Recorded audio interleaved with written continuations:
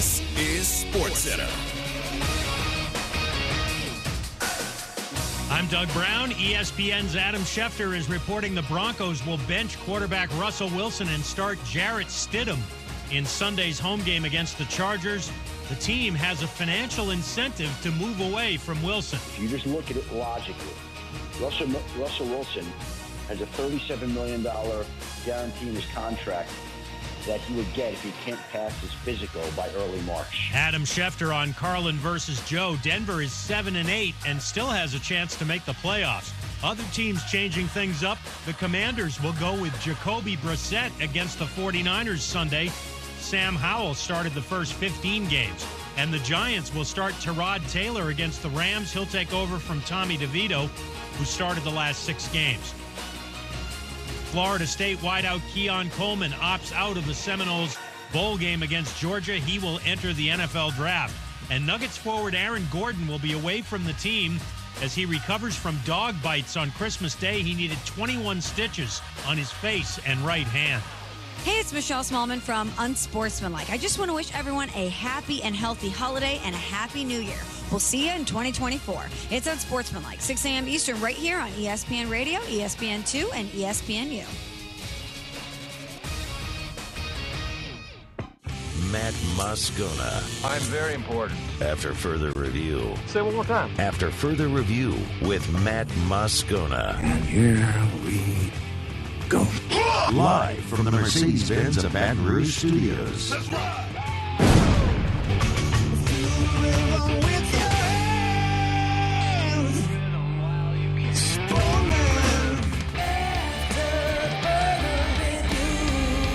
And welcome in to After Further Review on a Wednesday presented by Pluckers. Musso filling in for Moscona, but we are back from the Christmas break. Hope all of you had a very happy, healthy Christmas holiday season and on to New Year's now as we go through what I think most people consider probably the most useless days of the year, the time in between Christmas and New Year's Eve.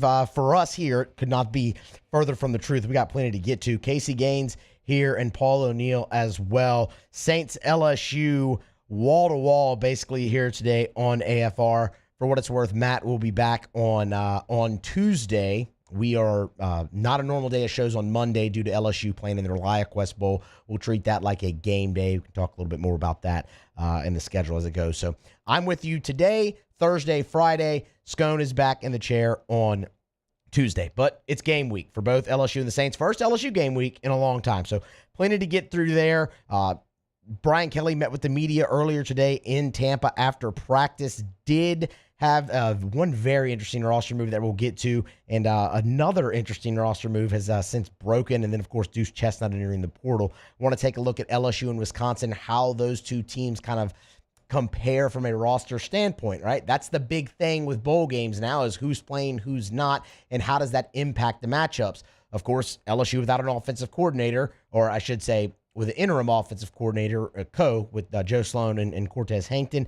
That obviously plays into there as well. And then, look, draft is slowly creeping upon us. I mean, we're about to turn the calendar into 2024, and then you're about 3 months out from the NFL draft. So, Jaden Daniels, Malik Neighbors, landing on a not a mock per se, but had their first round status solidified, and it came with some interesting comps that I want to get into as well. Did say, out of obligation, we will have to talk about the New Orleans Saints. There's not much positive to talk about with the Saints, but until Sunday, they still mathematically have a chance to make the playoffs. So we'll talk about their chances to make the playoffs, and they're playing the Tampa Bay Buccaneers. Greg Auman from Fox Sports over there in Tampa. He will join us right in the middle of the show, 4 o'clock hour, top of it, to preview that matchup. And we have a bunch of other stuff, Pluckers trivia, Otter locks, all of that here to go. So let's get started, and we'll start with LSU football. And we're going to go Duce Chestnut into the portal. While it's not surprising, I do have thoughts on that and just the way that whole situation played out and how it contributed so greatly early on and domino effect to LSU struggles in the secondary. But I do want to start with this bit of news, and that is something that Brian Kelly said earlier this afternoon when he met with the media in Tampa after practice. And it's really good news for LSU. So you'll remember heading into the Army game this year, Mekhi Wingo was going to sit out. He had been dealing with that lower body injury all year long. He's going to sit out. He had played the first 6 weeks with it. And I think everybody kind of thought, all right, you don't need him against Army. He's been your best defensive lineman, really for the most part. Really stepped up big when Mason Smith went out in 2022. That's carried over a bit here, All-American. You don't need him against Army. Bye week, have him back for Bama. Well, it was in that bye week that it was announced that he needed surgery on that lower body injury, and he was going to be out the remaining 6 weeks of the season. Today, Brian Kelly announced that Mekhi Wingo will play in LSU's bowl game, and that's significant for a couple reasons. Obviously, there's the on-the-field aspect of that, right? I mean, what we just went through. He's an All-American. He's been very, very good for you in the middle of that defensive line and been one of your more consistent players. That part, obviously, extremely important. What goes along with that is the decision that Mekhi Wingo has to make. He has another year, or he could enter. You've seen this with LSU guys really throughout this bowl season, if you will. Most of them are planning on playing in the game. Jaden Daniels right now is the only one who's officially, opted out of the game. You've had players enter the transfer portal and find new destinations who obviously won't be with you.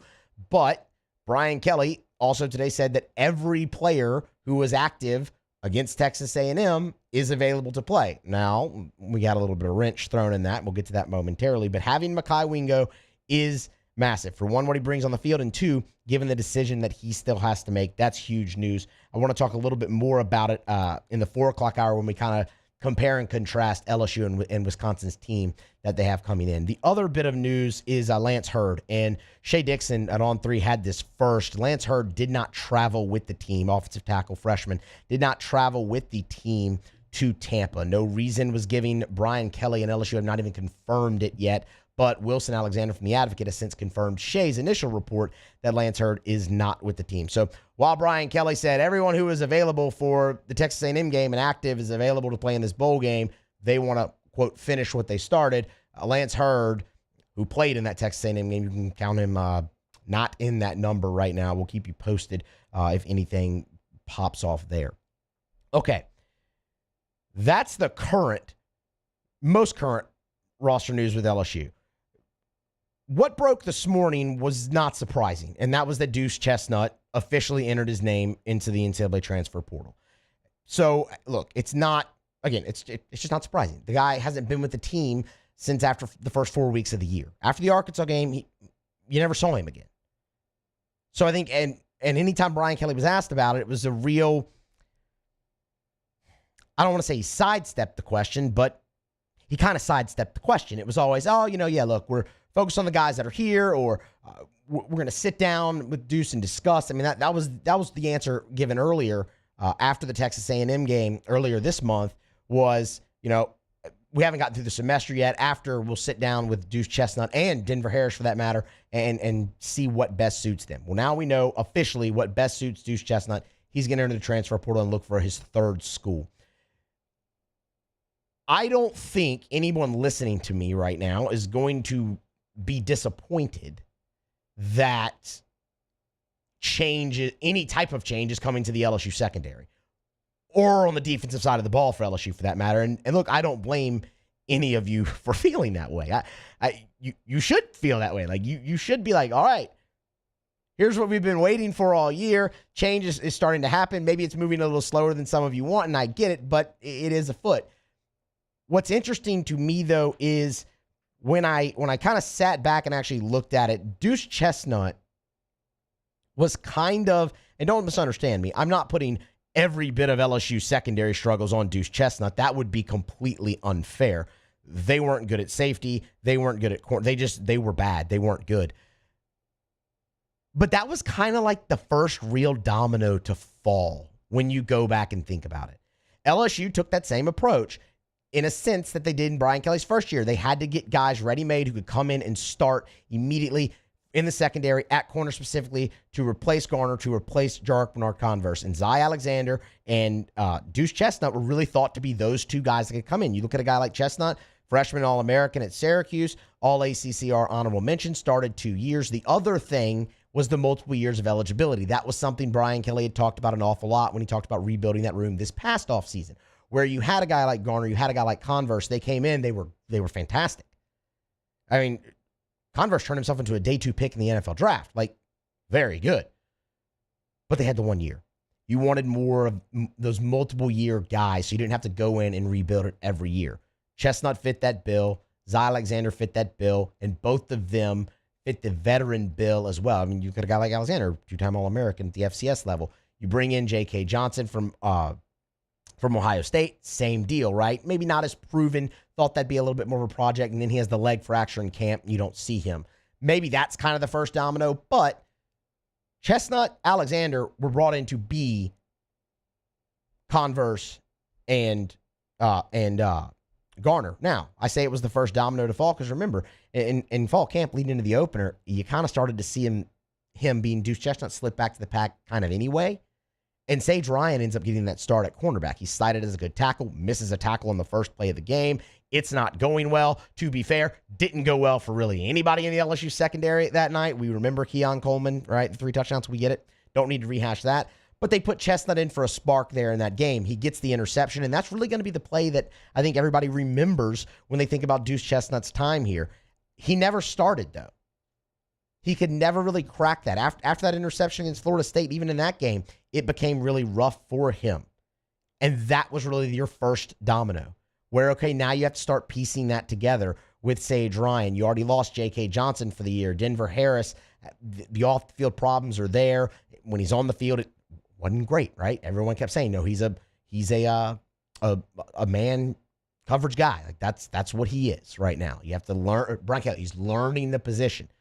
They counted a lot on Chestnut. It didn't work out. That was your first big miss, and it started the domino effect to where you ended up having to play the freshmen in Stamps and Toviano and Hughes. And then when Alexander goes down, it just keeps snowballing and keeps snowballing. You had to use Sage Ryan in so many different ways, and credit to him. He played so hard all year long to fill in those shoes. And then you have the off-the-field issues start with Duce Chestnut as well because he's not seeing the playing field, and it all compiles into this. But again, change is afoot. And that's the good thing when you look at this. You wish Duce Chestnut well at his next stop, and he should be immediately eligible now with the new rules, so best of luck to him. But he was a cornerstone piece of what they were trying to do, and because of that, he was also the first domino that really fell that led to such a struggle of a year in the secondary for LSU. And this is not, the only change. Obviously, the Terrence Welsh entered the portal, so now you have 2 cornerbacks there. And when you look at the room coming back, you love the numbers you have. You just have to see who can really come through for you. You'll have those 3 freshmen back we just talked about, Stamps, Toviano, Hughes. I mean, coming in the recruiting class, you feel real good about the numbers you signed there.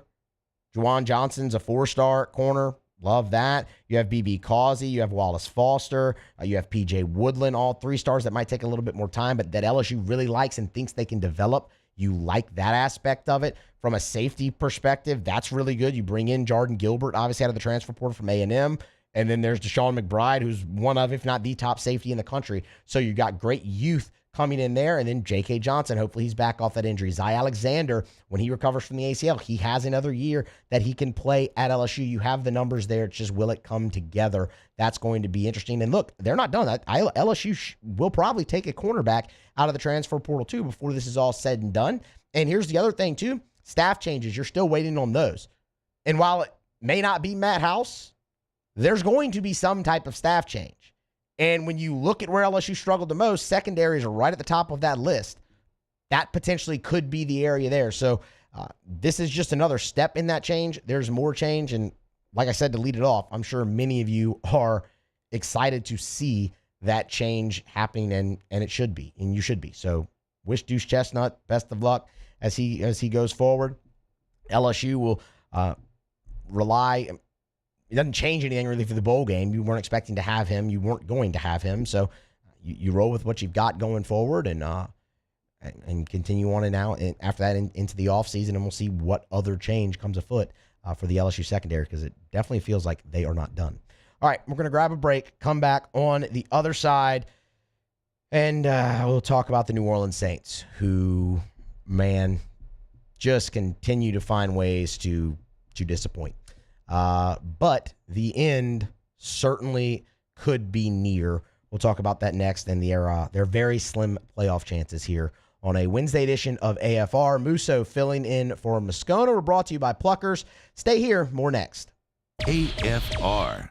Get Gordon and get it done. Gordon McKernan Injury Attorneys. You know where to find them on Twitter at Get Gordon, on Facebook at Get Gordon, on Instagram at Get Gordon, on TikTok at Get Gordon, or you can always go to getgordon.com. That's getgordon.com. As we head toward the new year, I remind you all the time, if you've been in an accident, it's not your fault. Do what injured people in our state have done for more than 30 years. Get Gordon and get it done. No matter where you are in Louisiana, you can give them a buzz at 888-8888, 888-8888, or go to getgordon.com. Yo, don't go it alone. It's just not worth it. You can try to handle things yourself, but honestly, it's just not worth it. Let Gordon and his team get what you deserve from the insurance company if you've been injured. Go to getgordon.com. That's getgordon.com. And, of course, I always encourage you to visit gordongives.com so you can see the many ways that Gordon and his team are giving back to our state in so many ways. It's Gordon McKernan Injury Attorneys. 888-8888, or go to getgordon.com. Get Gordon and get it done. Bayou Chrysler Dodge Jeep Ram has $10,000 off MSRP on new 23 Jeep Grand Cherokee, $10,000 off new Jeep Grand Cherokee, and all new Bayou Automotive vehicles come with a 1 million mile warranty. The crew at Bayou Automotive is going to do right by you.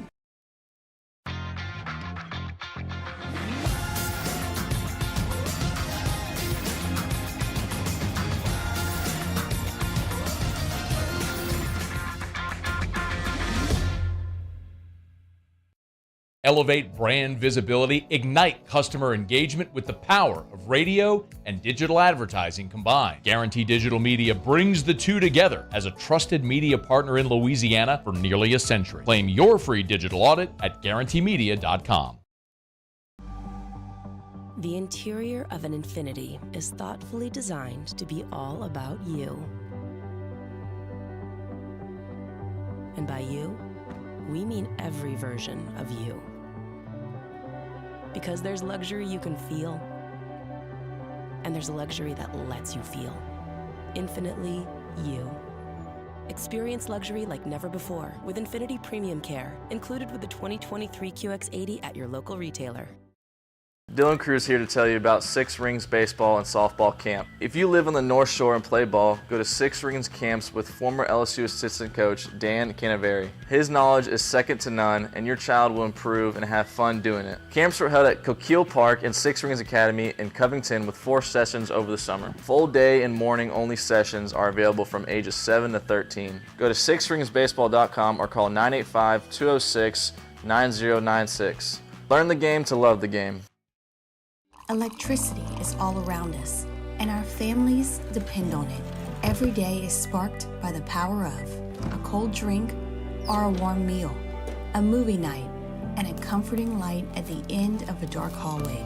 From sunrise to sunset, playtime to bedtime, our team is ready to take care of your electrical needs. Even in the case of an after-hours emergency, the light in your life shines brighter with Mr. Electric. I've been doing business with Luba for 25 years. They're dependable, trustworthy. It's just the attention to detail with our clients. Our folks have years and years of experience being professionals, but many companies have that asset. What I'd like to think makes Luba a bit different is that we use those talents in a way that truly is dedicated to serving the needs of the folks who depend on us.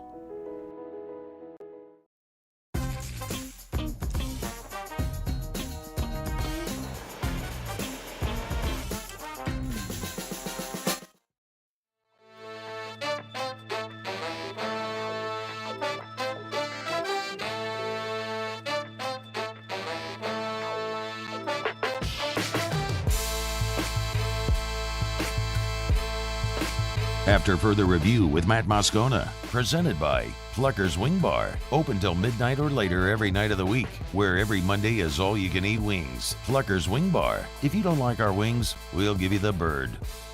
Download the DraftKings Sportsbook app and use the promo code Baton Rouge. New customers, remember they're an official sports betting partner of the NBA. So download the DraftKings Sportsbook app, make a $5 bet, get $150 instantly in bonus bets. That's for betting just $5 on basketball, win or lose. New customers this week at the DraftKings Sportsbook. Download the DraftKings Sportsbook app. Use the promo code Baton Rouge. It's safe, it's secure, it's reliable with 24/7 support.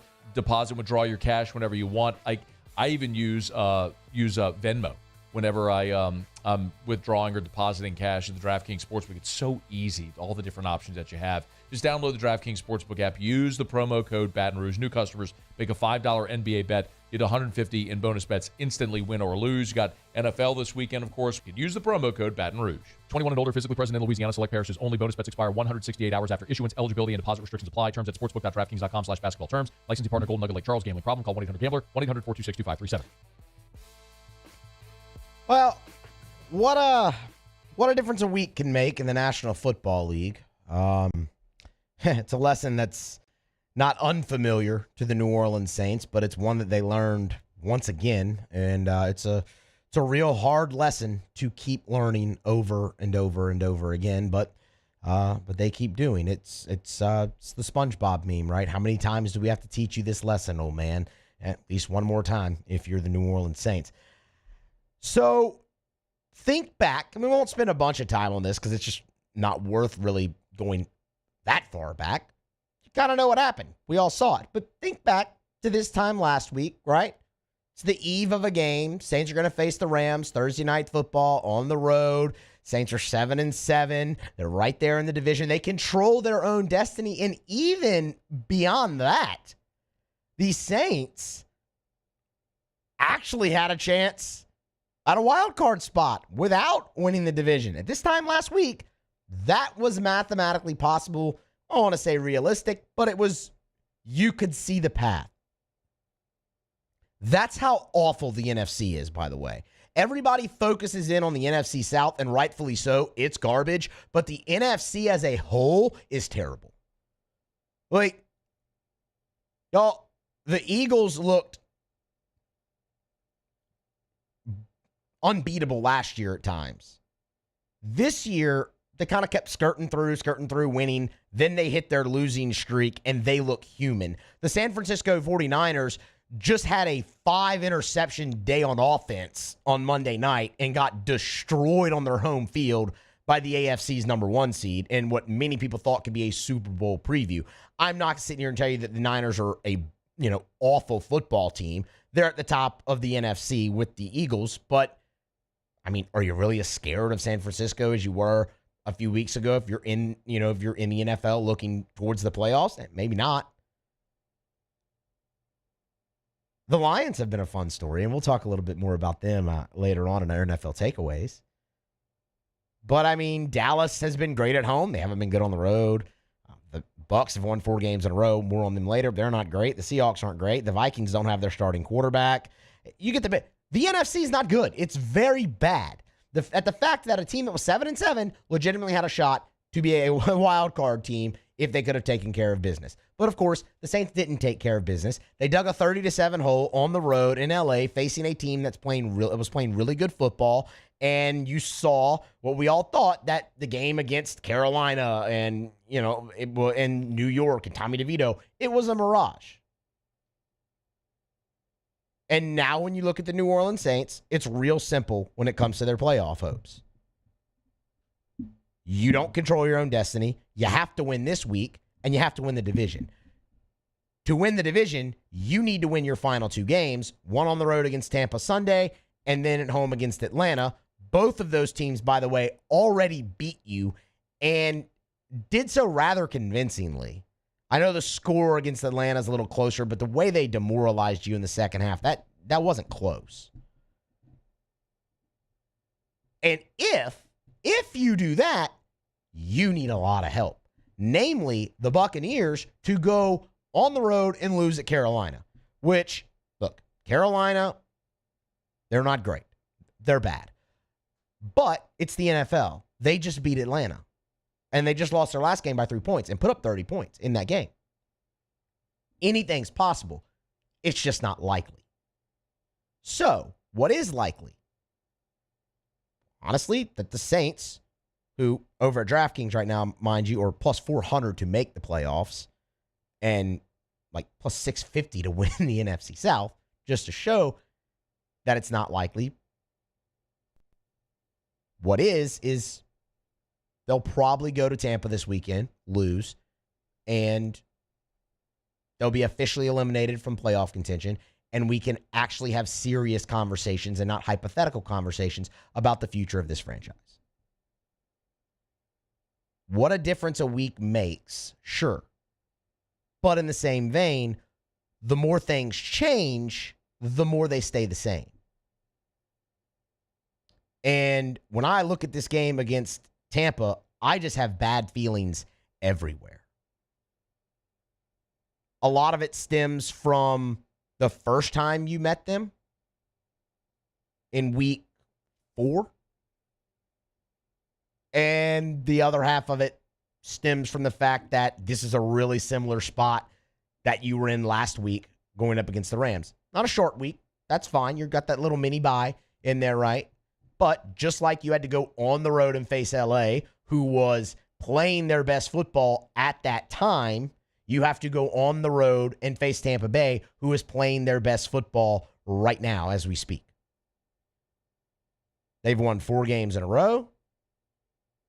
The defense looks like it has returned to form.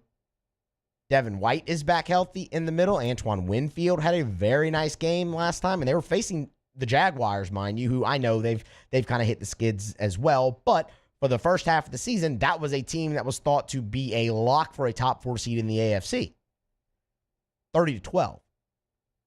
And then, oh, by the way, there's Baker Mayfield, who is going to set a career high in touchdown passes this year and is doing all of it on a prove-it deal and has really stabilized that offense in Tampa Bay. That's the team you have to go play. Very similar to what you walked into Thursday night. And then there's the first meeting against them. Y'all remember the first meeting against them? And this is where the more things change, the more they stay the same. Boy, the writing was on the wall. I went back and looked at a few things from that game earlier today. And the writing was on the wall after that one. If you don't remember, let me jog your memory a little bit. Maybe you've tried to block out most things New Orleans Saints this year, and who could blame you?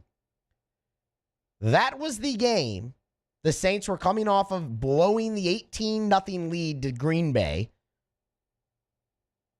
which would have had them at 3-0, by the way, but instead they're 2-1, and Derek Carr was coming off the sprained AC joint. Very limited in practice. Didn't know if he was going to play. Suits up on that Sunday, and the Saints offense is just anemic. And I'm not putting it all on Derek Carr's shoulder injury. It definitely wasn't all on that. He just didn't play very well. He hasn't played very well for the majority of the year. The Saints offense hasn't played very well for the majority of the year, unless they're down about 2-3 scores. But that's where you were in that game. The difference is there was still a little bit of optimism, a little bit of hope. It was, all right, can you bounce back? That was an ugly loss you had against Green Bay, and you should be 3-0, but you're coming home to play the Buccaneers. Can you bounce back? And your defense was playing well at that point. And you had a 3-0 lead after one quarter, and then it all just went to hell in a handbasket after that. And you ended up losing 26-9. Right at the close to the half, Baker Mayfield throws a bad interception in the red zone at the goal line, and that's when the Saints handed the ball off to Adam Prentice, and he fumbled and gave it right back to him, and Tampa punches it in and makes it 14-6 at the half instead of 14-3 at the half instead of 7. You had Derek Carr underthrow Chris Olave late when they're moving the ball a couple different times. You really saw the chinks in the armor for the first time, in my opinion, that day in the Dome against Tampa Bay. And in the same vein, you looked at Tampa Bay and said, that's a 3-1 team now going into their bye. Baker's playing well. Is there something there? And the more things change, the more they stay the same. Turns out the Saints were wildly inconsistent, very bad on offense. Then the defense started getting off to their slow starts, and you were just stuck in that same one step forward, 2 step backs. You win a game here, you lose 2 there. You win 2 here, you lose 3 there. That type of pattern that the Saints have been in ever since Dennis Allen was hired as the head coach. And to an extent, the last year or so of Sean Payton. The more things change, the more they stay the same. And it turns out that's who you were. And yeah, Tampa did have something working then. They're 8-7. I'm not going to sit here and tell you they're some juggernaut, but they're playing closer to the team they were in week 4 when they beat you by double digits on your home field than anything right now with their 4-game winning streak. And you have to go walk into that with your playoff hopes hanging by a thread. I don't have high hopes for Sunday at Raymond James. And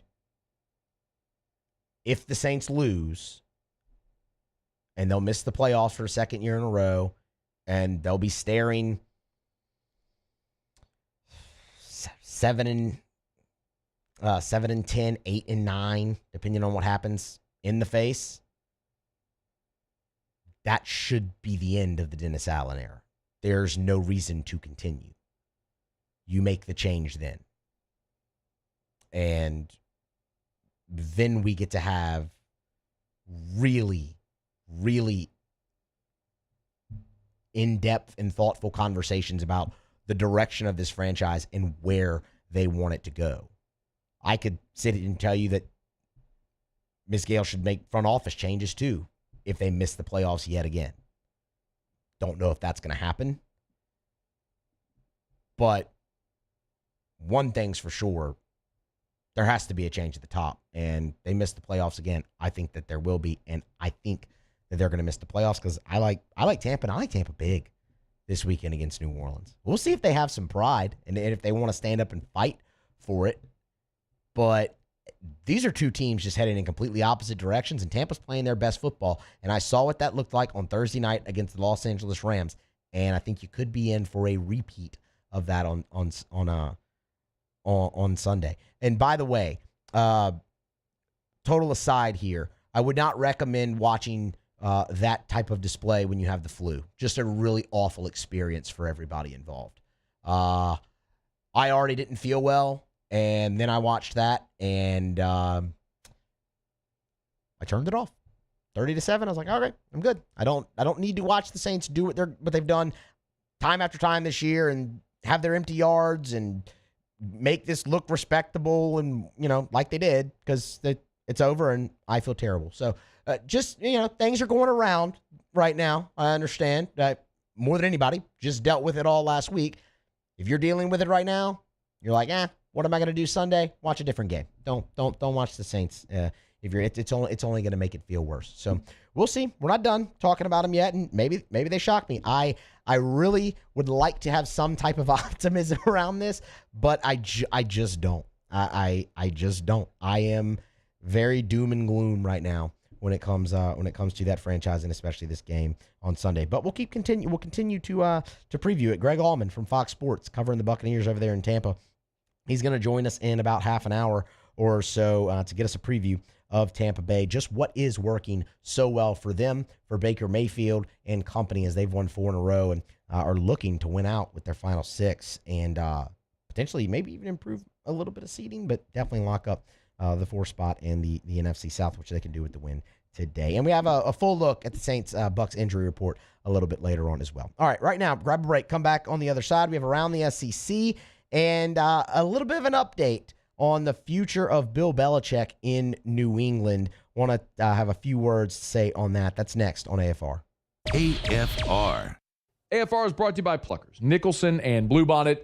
Dine in or carry out 28 flavors of award-winning jumbo chicken wings, ice-cold draft beer, full-service bar, sports on TV. My goodness, there's something going on at Pluckers every night of the week. What more could you possibly want? How about sandwiches? Well, they've got those. What about salads? Pluckers actually has really underrated salads. Giant, gorgeous, fresh salads. You can actually eat healthy at Pluckers. Or you could just binge. Award-winning jumbo chicken wings tossed in your favorite sauce. You want to create your own menu item? Do it. They encourage the creativity. Great sides as well, like the cheese fries, the El Guapo dip, maybe the homemade blue cheese potato chips, holy macaroni, fried pickles. They got it all at Pluckers. Nicholson, just south of campus. Bluebonnet right in front of the Mall of Louisiana. The best place to watch the game, which game? Any game, is at Pluckers, because you can eat wings, drink beer, and watch sports on TV. Remember, at Pluckers, if you don't like our wings, we'll give you the bird. I've been doing business with Luba for 25 years. They're dependable, trustworthy. It's just the attention to detail with our clients. Our folks have years and years of experience. They're highly trained professionals, but many companies have that asset. What I'd like to think makes Luba a bit different is that we use those talents in a way that truly is dedicated to serving the needs of the folks who depend on us.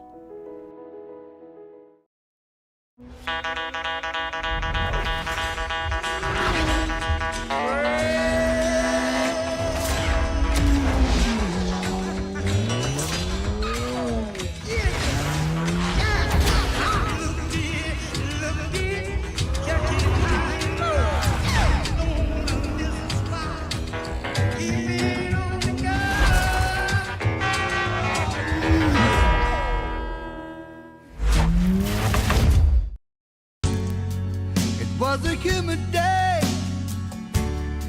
barefoot children play, looking for that summer shade. Time just slips away. Oh, Louisiana, some kind of hold on me. Like cypress stumps, your roots are planted deep inside of me.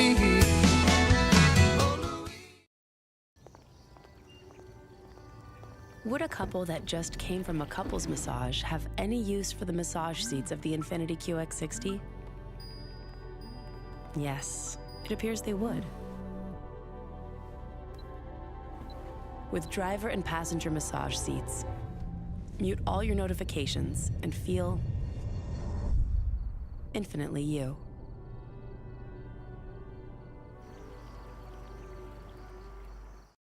Dylan Cruz here to tell you about Six Rings Baseball and Softball Camp. If you live on the North Shore and play ball, go to Six Rings Camps with former LSU assistant coach Dan Canaveri. His knowledge is second to none, and your child will improve and have fun doing it. Camps were held at Coquille Park and Six Rings Academy in Covington with 4 sessions over the summer. Full day and morning only sessions are available from ages 7 to 13. Go to sixringsbaseball.com or call 985-206-9096.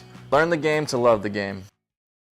Electricity is all around us, and our families depend on it. Every day is sparked by the power of a cold drink or a warm meal, a movie night, and a comforting light at the end of a dark hallway. From sunrise to sunset, playtime to bedtime, our team is ready to take care of your electrical needs, even in the case of an after-hours emergency.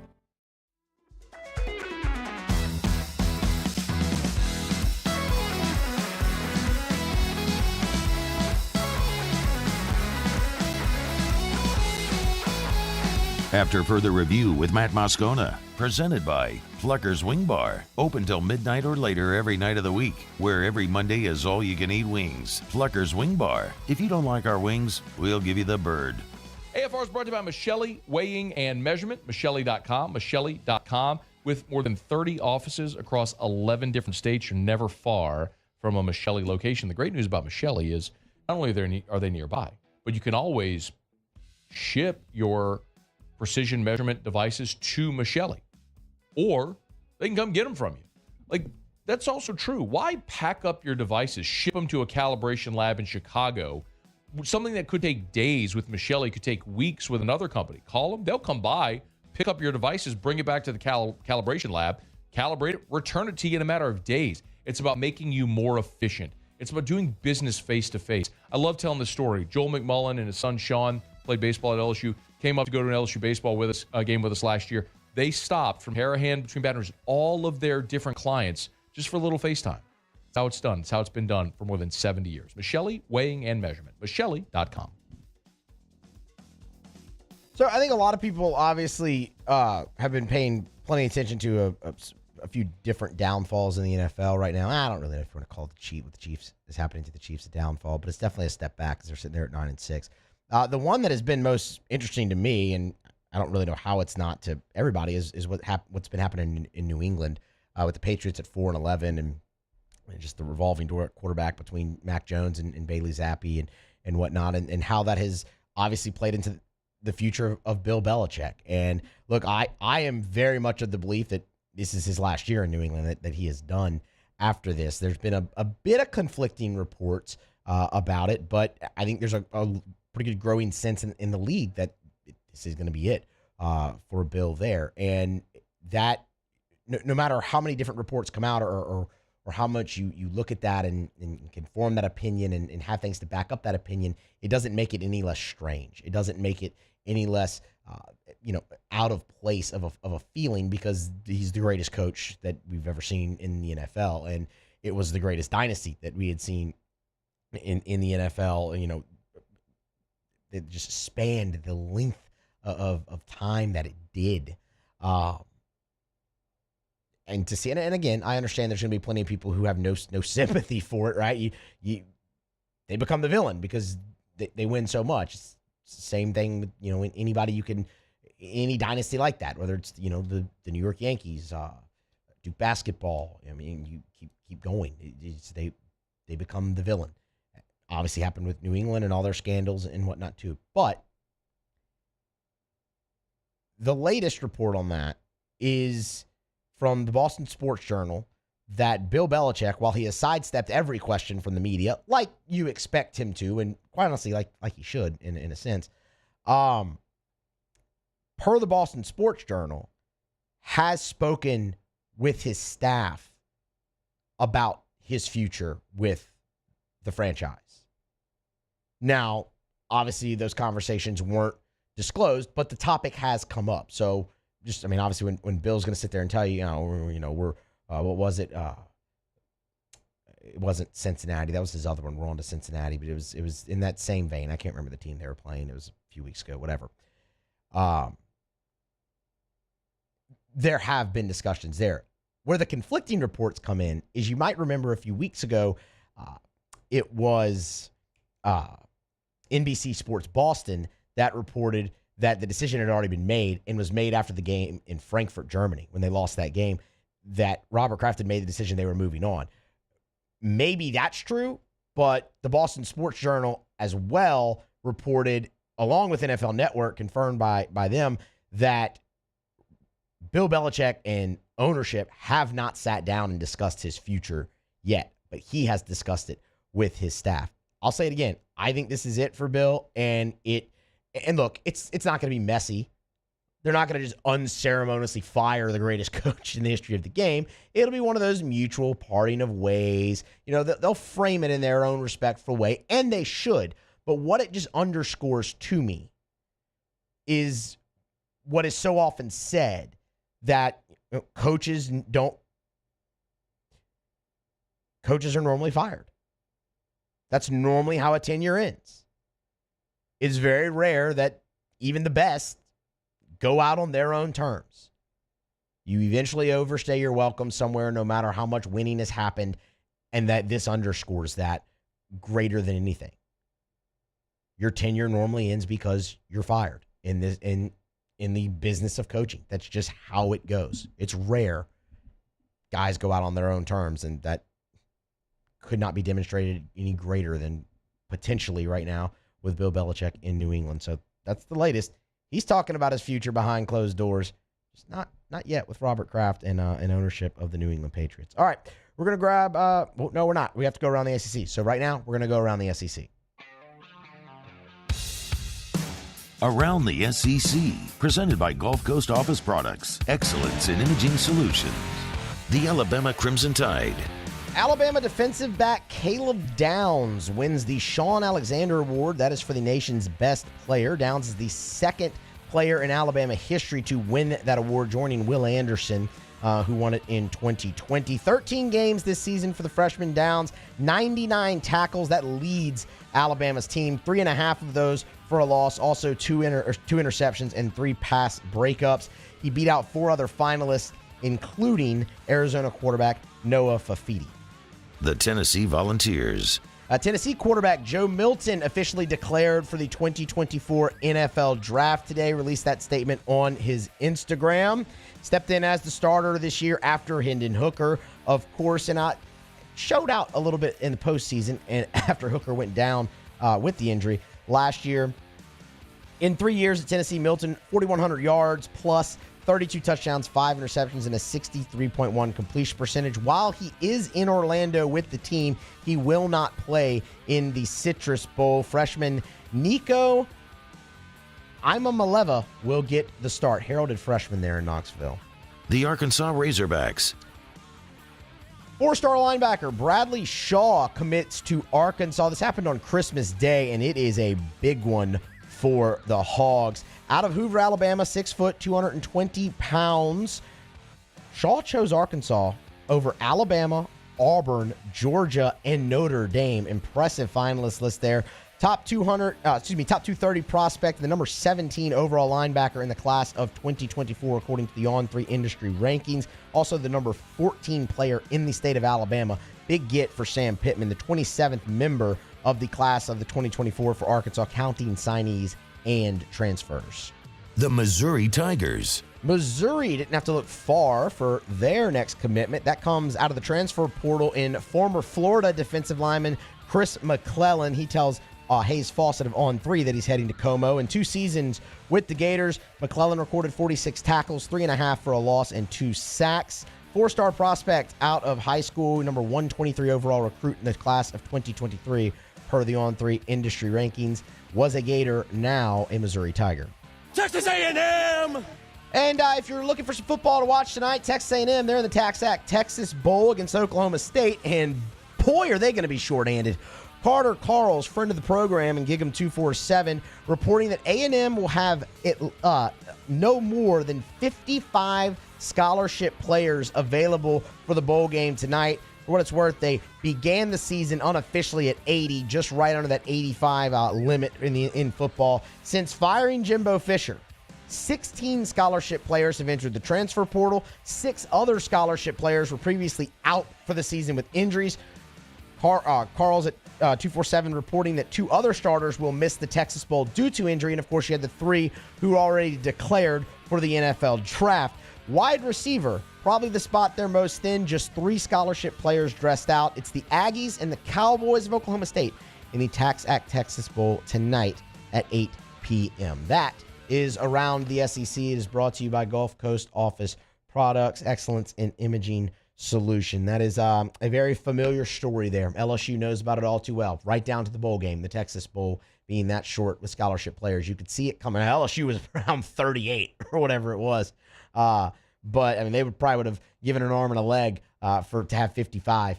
But A&M, you knew it was coming when you watched the Exodus, and there it is tonight when they face Oklahoma State, around 55 scholarship players. All right, grab a break. Come back on the other side. Sean Payton, bold move, but it looks like the end is near for Russell Wilson in Denver. We'll talk about that to close hour number 1. Next, Greg Auman, still to come, talk Bucks as well. It's a Wednesday edition of AFR presented by Pluckers. AFR. Love telling you about ProCharge EV. ProChargeEV.com, electric vehicle chargers for your home or your commercial building. ProChargeEV.com. ProCharge is a local company. They're right here in Baton Rouge. And they're a distributor for NLX, which is actually an Italian company, the number 1 electric vehicle charger in the world. So you're dealing with a local company that's also partnered with the number 1 EV charging company in the world. It's ProCharge EV, ProChargeEV.com. Go to the website, scroll down. You see the form you can fill out to get more information. But the bottom line is this, y'all. If you own a business, a commercial building, you got to have EV chargers. I told you a story. There's a medical group in town that called ProCharge, and they installed a bunch of EV chargers at their clinic because a handful of their doctors all drive Teslas. So they need EV chargers. Well, here you go. Amenity for your employees, amenity for your customers, a revenue generator. Tap to pay options are available. It's ProCharge. ProChargeEV.com. There it is, the extra mile, on the border of expected and extraordinary, for those willing to go further, like vans customized for work or play, with safety and tech to keep you connected, supported by a 5-star sales, service, and finance team, and backed by the 1-star you know. So go the extra mile. It's never crowded, because so few have what it takes to go there. Mercedes-Benz Vans.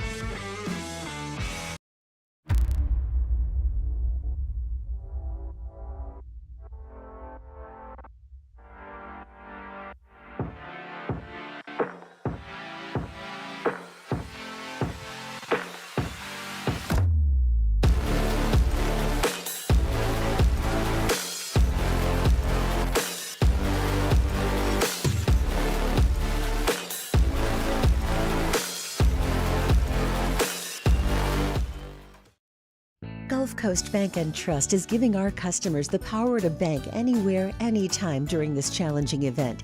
And we're right there with you. Our mobile banking app is a smart way to manage your money and time. Gulf Coast Bank and Trust, the bank that cares about you. The interior of an Infiniti is thoughtfully designed to be all about you. And by you, we mean every version of you. Because there's luxury you can feel, and there's luxury that lets you feel. Infinitely you. Experience luxury like never before with Infiniti Premium Care, included with the 2023 QX80 at your local retailer. I've been doing business with Luba for 25 years. They're dependable, trustworthy. It's just the attention to detail with our clients. Our folks have years and years of experience. They're highly trained professionals, but many companies have that asset. What I'd like to think makes Luba a bit different is that we use those talents in a way that truly is dedicated to serving the needs of the folks who depend on us. Dylan Cruz here to tell you about Six Rings Baseball and Softball Camp. If you live on the North Shore and play ball, go to Six Rings Camps with former LSU assistant coach Dan Canaveri. His knowledge is second to none, and your child will improve and have fun doing it. Camps were held at Coquille Park and Six Rings Academy in Covington with 4 sessions over the summer. Full day and morning only sessions are available from ages 7 to 13. Go to sixringsbaseball.com or call 985-206-9096. Learn the game to love the game. Electricity is all around us, and our families depend on it. Every day is sparked by the power of a cold drink or a warm meal.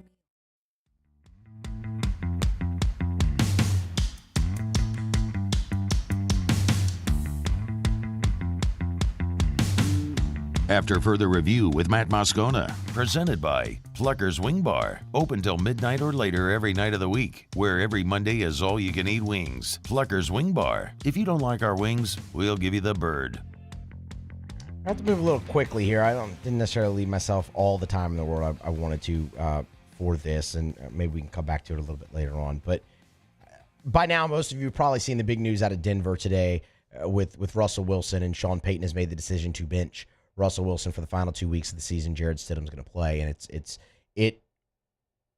all but a certainty that that's going to end Russell Wilson's time in Denver, and the Broncos are going to take a bath to do it. So, quick little background on that contract for Russell Wilson. Remember, it was like a 7-year deal extension. He's still on the Seattle part of that, by the way. The extension really hadn't even started. $245 million.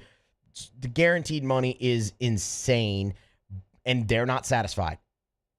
They're going to get rid of Russell Wilson with this, and it's going to cost them in the short run, but save them in the long run, which is why they're doing it. And why they make that move now, he's got one of those injury protections in there that if he can't pass a physical in March, his 2025 money becomes guaranteed. They're trying to obviously avoid that.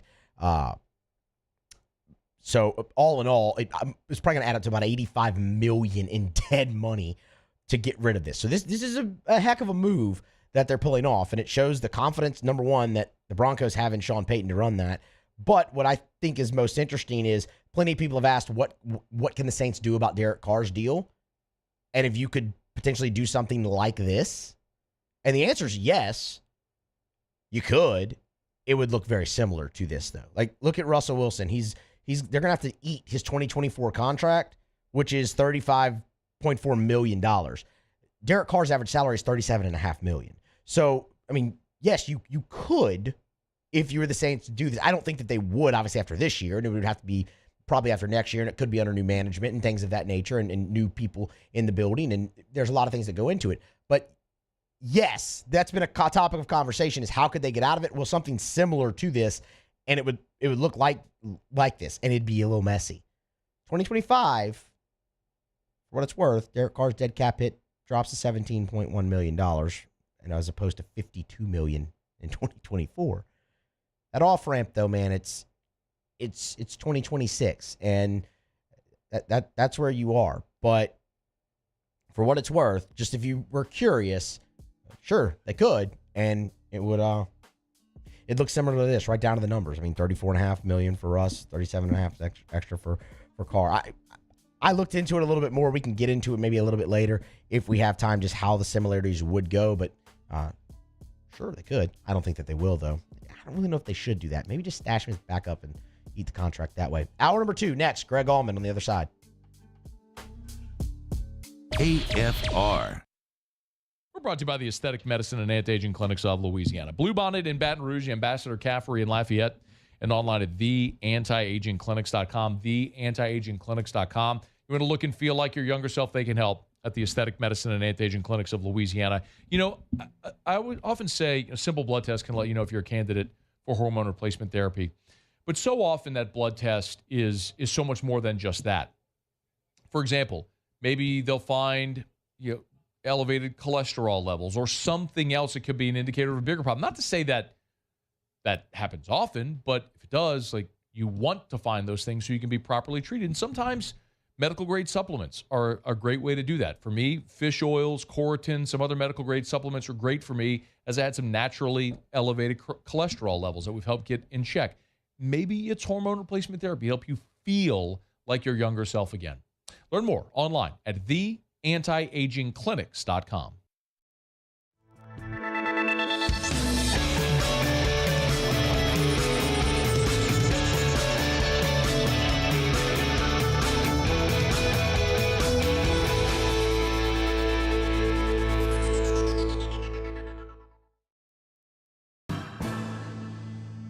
His name was Cain. He had a horse along the countryside. I saw him ride. One day they found him. Hey, it's Matt Moscona. For years, you've heard me tell you about Insurance Network of Louisiana, helping you find better coverage for less money. But it's not just for your home and auto. They also offer commercial property. So, retail stores, professional offices like doctors, dentists, attorneys, clothing boutiques. Insurance Network of Louisiana can find you better coverage for less money. They service the entire state of Louisiana, and they're local. So call today at 293-0450 or lainsurance.net. The importance of doing this fortified program and offering it to people down here is, number one, the only real chance you're going to get to do this is when you put on a new roof or build new. And through companies like HUDCO, who's kind of leading the way in this thing, it's going to offer the customers a huge advantage in the insurance market and the price of their insurance. You know, we're not looking to make a fortune off fortifying. We're trying to give you a better product than our competitor at the moment. I'm trying to do something that he can. I'm trying to give you something better. So a lot of these insurance jobs, you're getting a re-roof, you're only paying your deductible. Let's sit down and talk about the fortified and let's see what it does to your insurance premium. You're getting a steal. Yeah. You're getting a brand new roof and a fortified certificate for your deductible, essentially. I think we're rocking and rolling.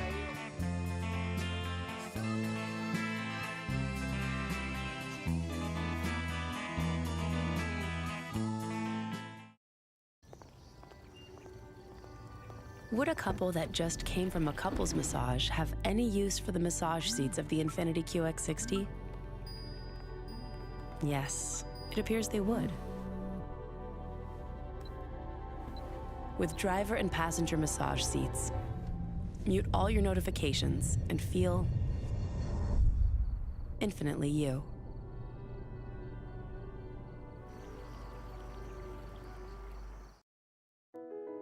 I've been doing business with Luba for 25 years. They're dependable, trustworthy. It's just the attention to detail with our clients. Our folks have years and years of experience. They're highly trained professionals, but many companies have that asset.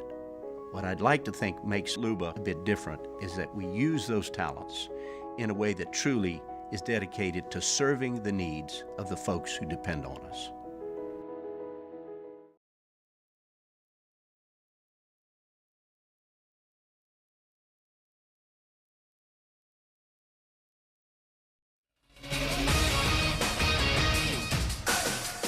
I'm Doug Brown. The Broncos will start Jarrett Stidham at quarterback in place of Russell Wilson on Sunday against the Chargers. If Denver decides to move on from Wilson, ESPN's Andrew Hawkins believes there will be multiple teams interested. This year where we see backups and we make superstars out of people like Tommy DeVito for a couple of weeks, only to watch this defense for the same old people. Absolutely. I'm looking around the league, and I can think of 5 to 10 teams that become instantly better with Russell Wilson. Andrew Hawkins on Carlin versus Joe. The Broncos have lost 3 of their last 4. The Packers suspend corner Jair Alexander for a game after he joined the captain's meeting at midfield before Sunday's game against the Panthers. The Packers will play the Vikings Sunday night. Tennessee quarterback Joe Milton III opts out of the bowl game against Iowa on Monday. That means freshman Nico Iamaleava will get his first career start. Among today's bowl games, fourth quarter, Virginia Tech leads Tulane 41-20. That one right now on ESPN. Hey, it's Michelle Smallman from Unsportsmanlike. I just want to wish everyone a happy and healthy holiday and a happy new year. We'll see you in 2024. It's Unsportsmanlike, 6 a.m. Eastern, right here on ESPN Radio, ESPN2, and ESPNU. Matt Moscona. I'm very important. After further review. Say it one more time. After further review with Matt Moscona. And here we go. Live from the Mercedes-Benz of Baton Rouge Studios. That's right.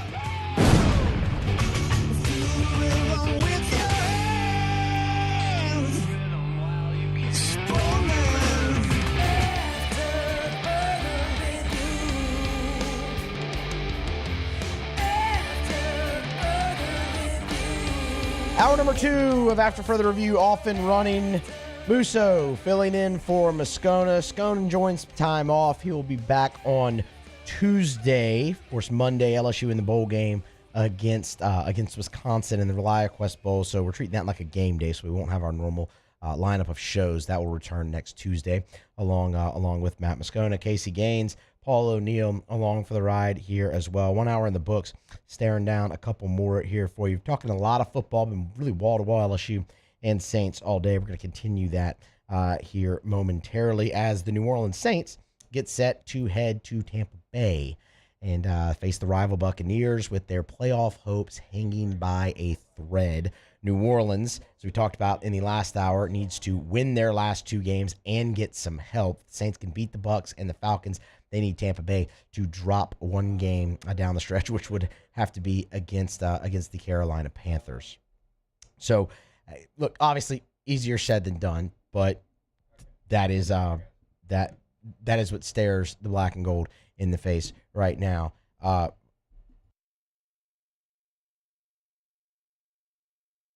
Okay, no problem. We're having a little issue here hooking up with Greg Auman from Fox Sports. He covers the Buccaneers. He's going to give us a preview, but momentarily we hope to connect with him. And look, we talked about it a little bit in the last hour. This is going to be a really tough spot for the Saints, kind of similar to going on the road on Thursday Night Football, and they did. The difference is you don't have the short week. Instead, it is instead of the short week, you have the mini bye, right, as they like to call it. But you're going up against a team that is playing their best football at this time, like you did against the Rams, and we saw how that went. While we wait to connect with Greg, get you a little bit more of the injury report for the Saints. We'll have a more in-depth segment on that a little bit later on in the show. But I guess the good news, if we're looking for some type of optimism around the New Orleans Saints, the good news is, despite how it played out on the field from a score standpoint on Thursday night, they came out of the game relatively healthy. That's per Dennis Allen. And look, the injury report bears that out.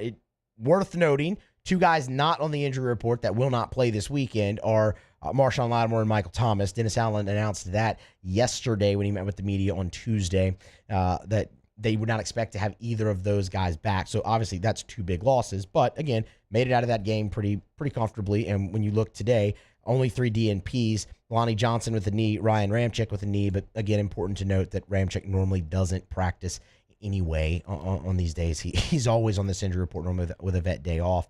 And then Jordan Howden, that was the interesting one, DNP there, but that is illness. He's sick. So look, we talked about that earlier. Things are going around right now. So not overly surprising that potentially happens there. Hopefully he can get cured up and be good to go, because Jordan Howden's played very well at the safety spot if for the New Orleans Saints, especially in the absence of Marcus May on a couple different occasions. So that was the one that really caught everybody off guard today when they were at practice. And that, how this always works is when practice ends, all the media that's there, they start tweeting out certain things. And that was at the top of everybody's list that Jordan Howden wasn't there, but it's just because of an illness. So that's a good thing. Everybody else limited for the Saints. Isaiah Foskey limited with his quad. Jimmy Graham, his vet day off was limited. Cam Jordan, ankle limited. Eric McCoy, foot limited. Kendre Miller, limited with his ankle. Chris Olave, limited. It's a good sign there, obviously. And Peyton Turner, limited with a toe, but it is he's on IR. So he just he returned to practice. Or you have that 21-day and everything. So he returned. When you look at the Buccaneers on their side of the injury report, Carlton Davis having the concussion is intriguing. He didn't practice. Look, that's obviously part of their cornerback tandem and an important part of it at that. So that's certainly one to keep an eye on. He's in the protocol, and we'll see. It's also, again, this is an estimation for the Tampa Bay Buccaneers. They're just they had their walkthrough, so not a actual injury report there for Tampa, but 3 DNPs for the Bucs as well to go along with the 3 for the New Orleans Saints. All right, let's head to Tampa and talk with Greg Auman of Fox Sports. Covers the NFC South, covers the Bucs really closely. Those said based out there in Tampa on Twitter at Greg Auman, Auman, Auman. Greg, appreciate the time. How are you? Oh, doing well. Hope you guys are too. Thanks for having me on. Absolutely, man. Anytime. So look, the Buccaneers, the Saints, 2 teams kind of competing for the division. The Bucs really are. The Saints are hanging on by a thread. 2 teams going in opposite directions. This is what I want to know about Tampa Bay, because I know we had this conversation here. I'm sure they had this conversation in Atlanta. I'm sure everyone's had this conversation in Tampa Bay, and it's probably gone something like this. Man, they've been inconsistent at times, but if they can put it together, they can win the division. They just have to be able to go on that run. The Saints weren't able to do that. The Falcons weren't able to do that. The Buccaneers are currently doing that. My question, why? What is working so well to allow them to be able to go on that run? I think their offense is clicking better than it has all season. They kind of struggled to find a real run game the first 2 months of the season, and they're starting to do that. And I think that takes some of the pressure off Baker Mayfield. Defensively, they're playing sharp. I mean, they had 4 turnovers, 4 takeaways Sunday against the Jaguars. They've been an inconsistent team too. So I mean, all it takes is 2 losses, and you're suddenly not in the right place here in the NFC South. But I do think they've recognized in the last 4 weeks the importance of just treating each game as its own, one at a time.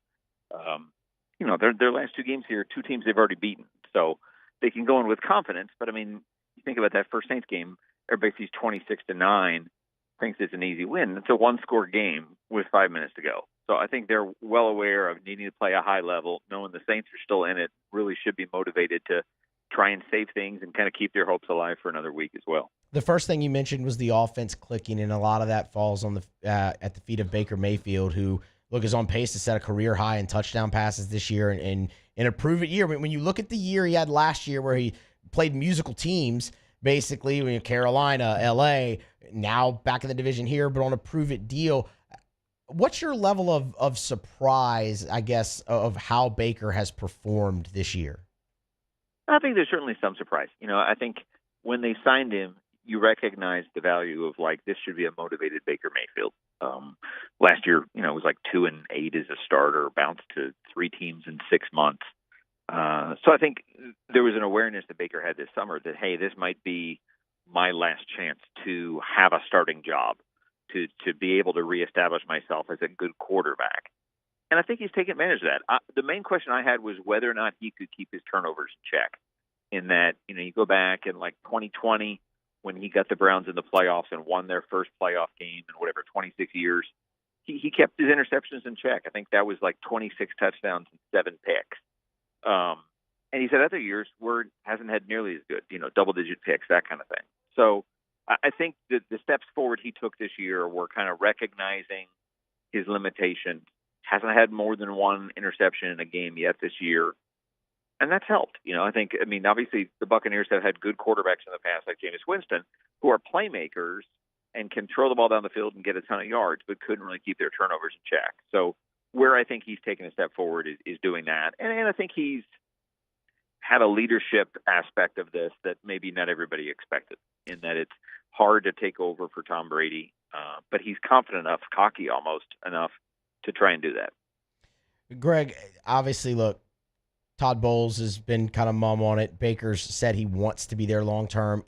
They're not going to go into that deeply until after the season. I mean, they're trying to win a division and get into the playoffs. But do you see any way this doesn't end in a contract for Baker in Tampa?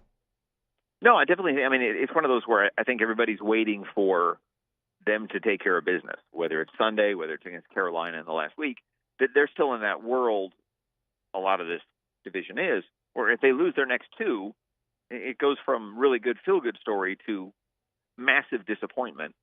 They're 8-9 again. They didn't make the playoffs this time. You don't know if Bowles is back. You don't know if Jason Light is back, and that flips everything, because now all the things that Baker Mayfield liked about Tampa, he doesn't know if they're there. So, like I said, I think as long as they get one of these next two wins, they win a division.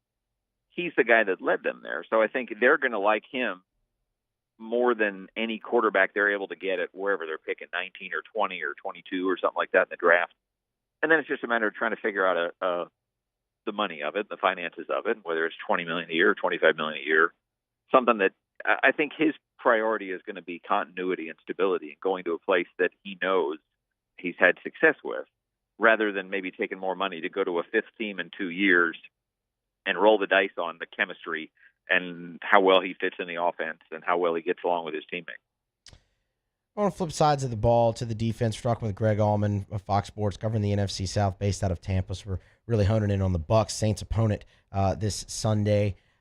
NFC South on the line, really, for both teams.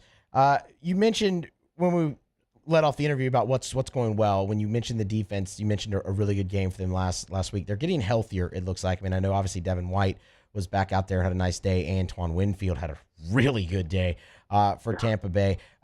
Look, that used to be a unit that was very, very much feared, right? Todd Bowles makes a lot of sense. How close they are getting back to that level now that they're getting healthier?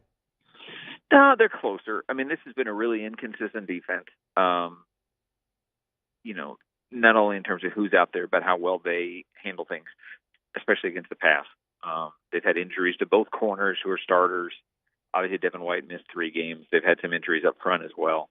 But like you said, when they're healthy, when they're intact, it's a pretty good group, especially as it relates to turnovers. I mean, they're tied for the best turnover margin in the NFL. I think they're one behind Dallas maybe for most takeaways in the NFL. And that's kind of their bread and butter. They're not a suffocating defense. They're not a hold you to 185 yards defense. But their red zone's pretty good. But they're down there pretty good. In the high leverage areas, they're stepping up and playing well. Couple more for you, Greg, before we let you go, and your time appreciated. You mentioned the secondary and the injuries to the cornerbacks. Carlton Davis right now in concussion protocol. Is there anything you could tell us there about maybe how far he's progressed through that protocol? Are they expecting him to be able to go on Sunday? Yeah, I mean, concussions are always really hard to figure out, because you might feel fine the next day.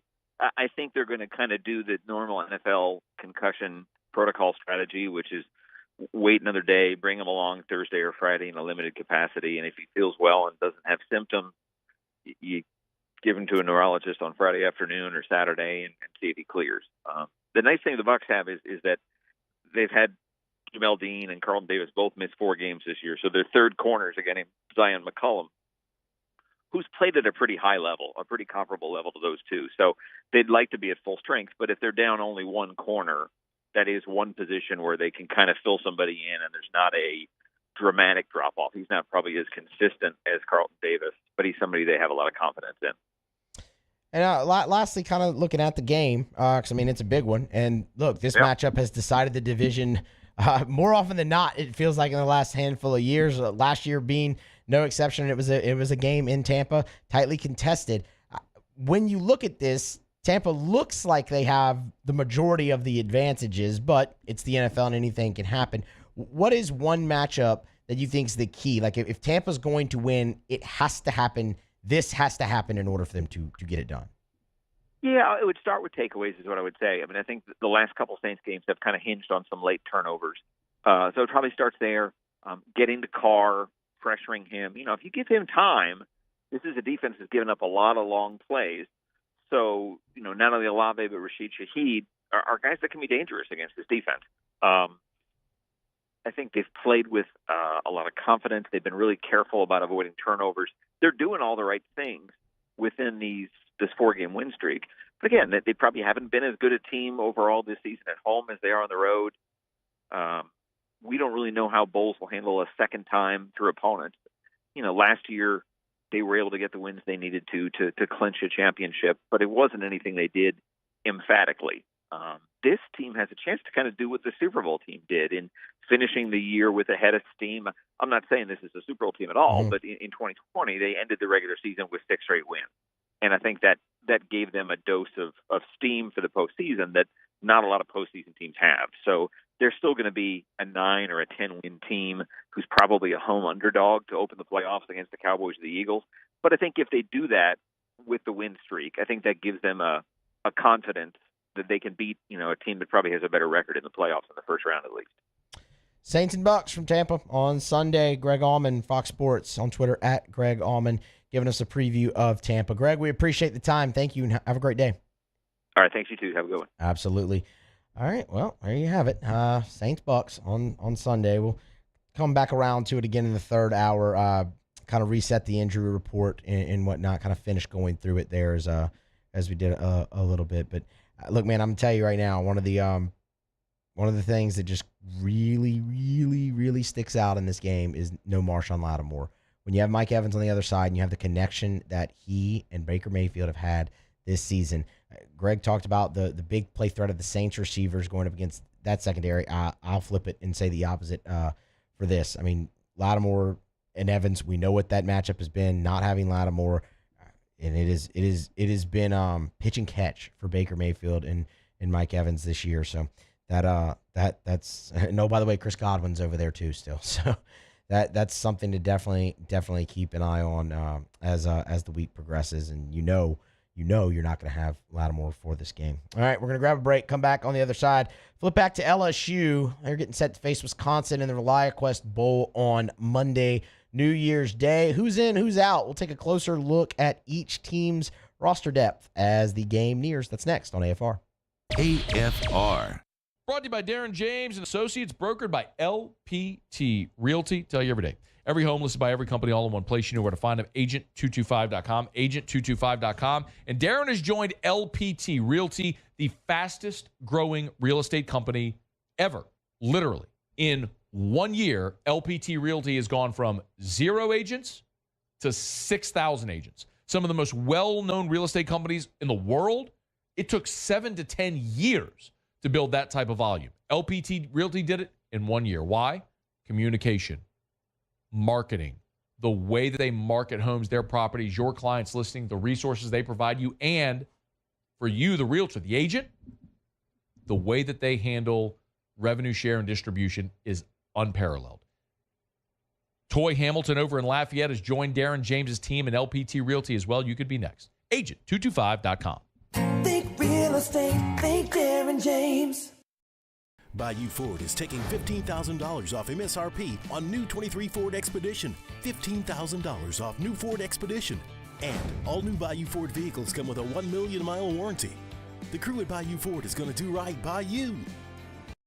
Follow us on Twitter at 1045ESPN to cast your vote in the Citizens Bank and Trust Poll of the Day. Vote daily inside Off the Bench, live at lunch on Palmer. And after further review, Citizens Bank and Trust brings you the Poll of the Day via Twitter at 1045ESPN. Yo, Jake here from my friends over at Community Steel Company located in Gonzales, Louisiana. The local place you can turn to for all of your metal building needs. Notice I said local, not Houston, not Dallas, not Atlanta, but right here in Gonzales. Visit them at their brand new state-of-the-art website at communitysteelco.com or pick up the phone and give them a call today to answer all of your questions on your metal buildings, roofing and sheet metal, and any other steel needs you or your business need at 225-647-2020.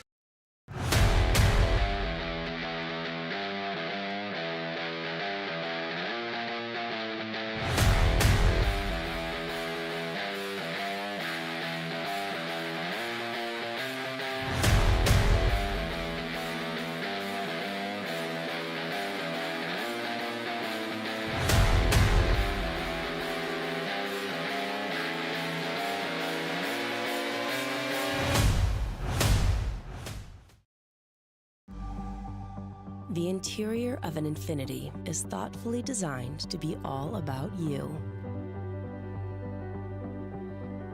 And by you, we mean every version of you.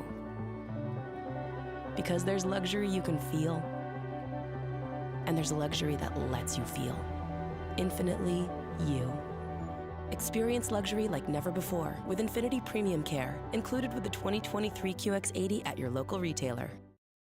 Dylan Cruz here to tell you about Six Rings Baseball and Softball Camp. If you live on the North Shore and play ball, go to Six Rings Camps with former LSU assistant coach Dan Canaveri. His knowledge is second to none, and your child will improve and have fun doing it. Camps were held at Coquille Park and Six Rings Academy in Covington with 4 sessions over the summer. Full day and morning only sessions are available from ages 7 to 13. Go to sixringsbaseball.com or call 985-206-9096. Learn the game to love the game.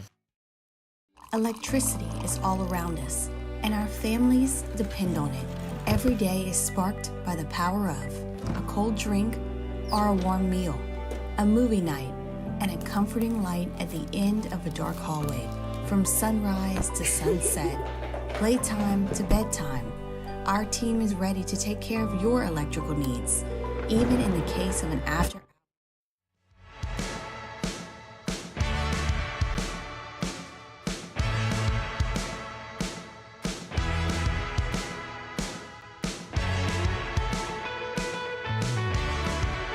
After further review with Matt Moscona, presented by Pluckers Wing Bar, open till midnight or later every night of the week, where every Monday is all-you-can-eat wings. Pluckers Wing Bar. If you don't like our wings, we'll give you the bird.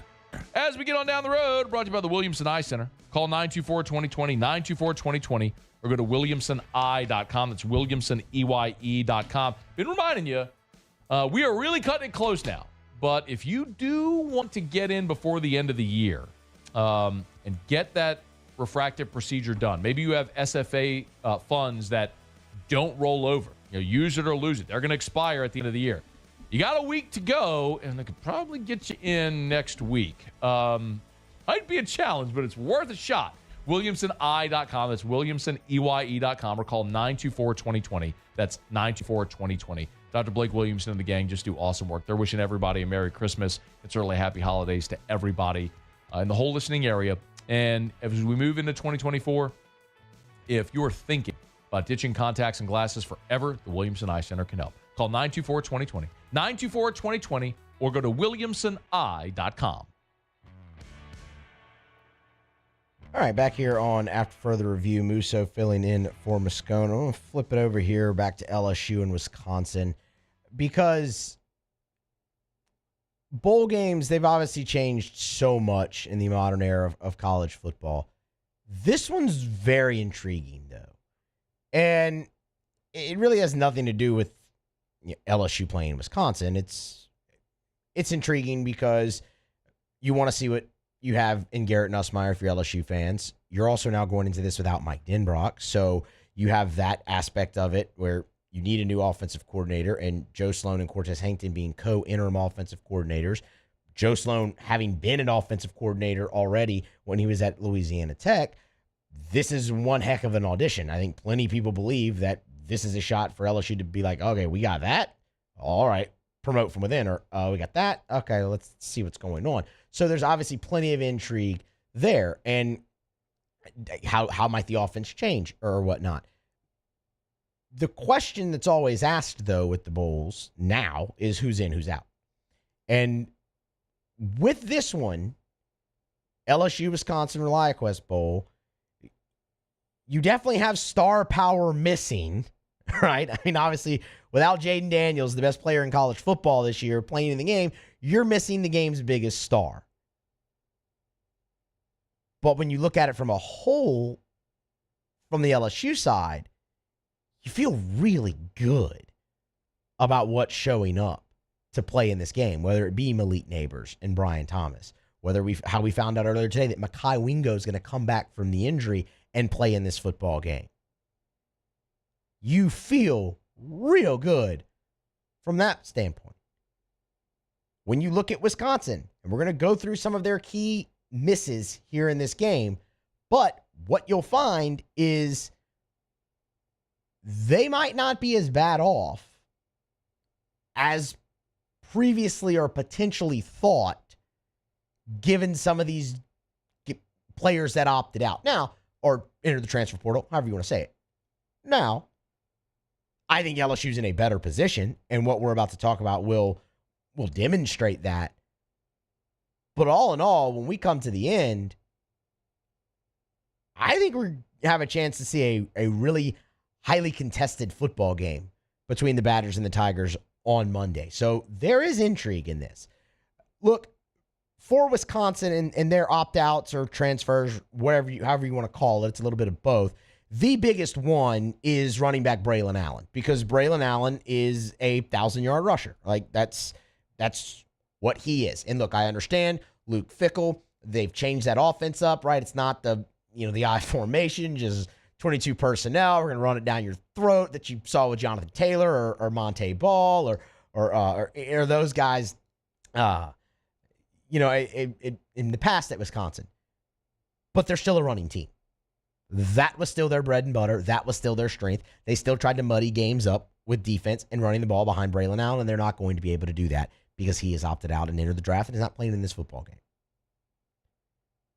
I understand, you look at, to further demonstrate it, 207 yards through the air passing for Wisconsin. That's 87th in the country. They're 163 or 164 really rush yards per game. That's in the top just outside the top 50.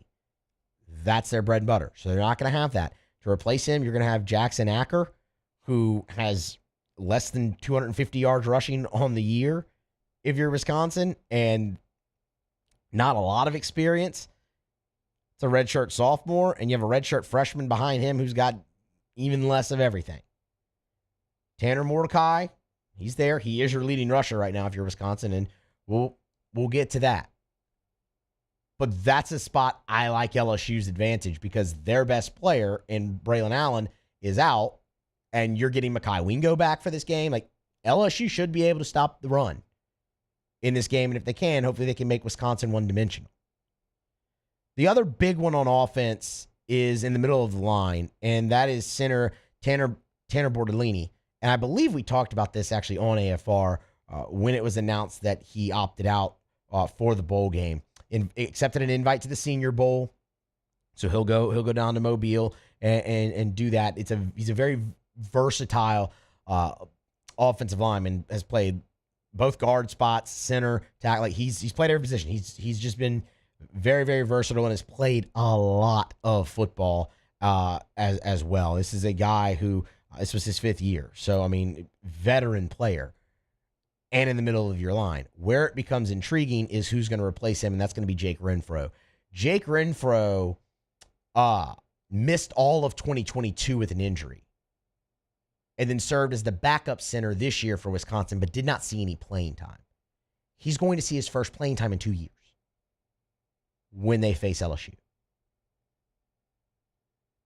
Lost their 1,000-yard rusher. Guy's going to be getting his first action in 2 seasons at center. Capable player, but coming off an injury, hasn't played yet this year.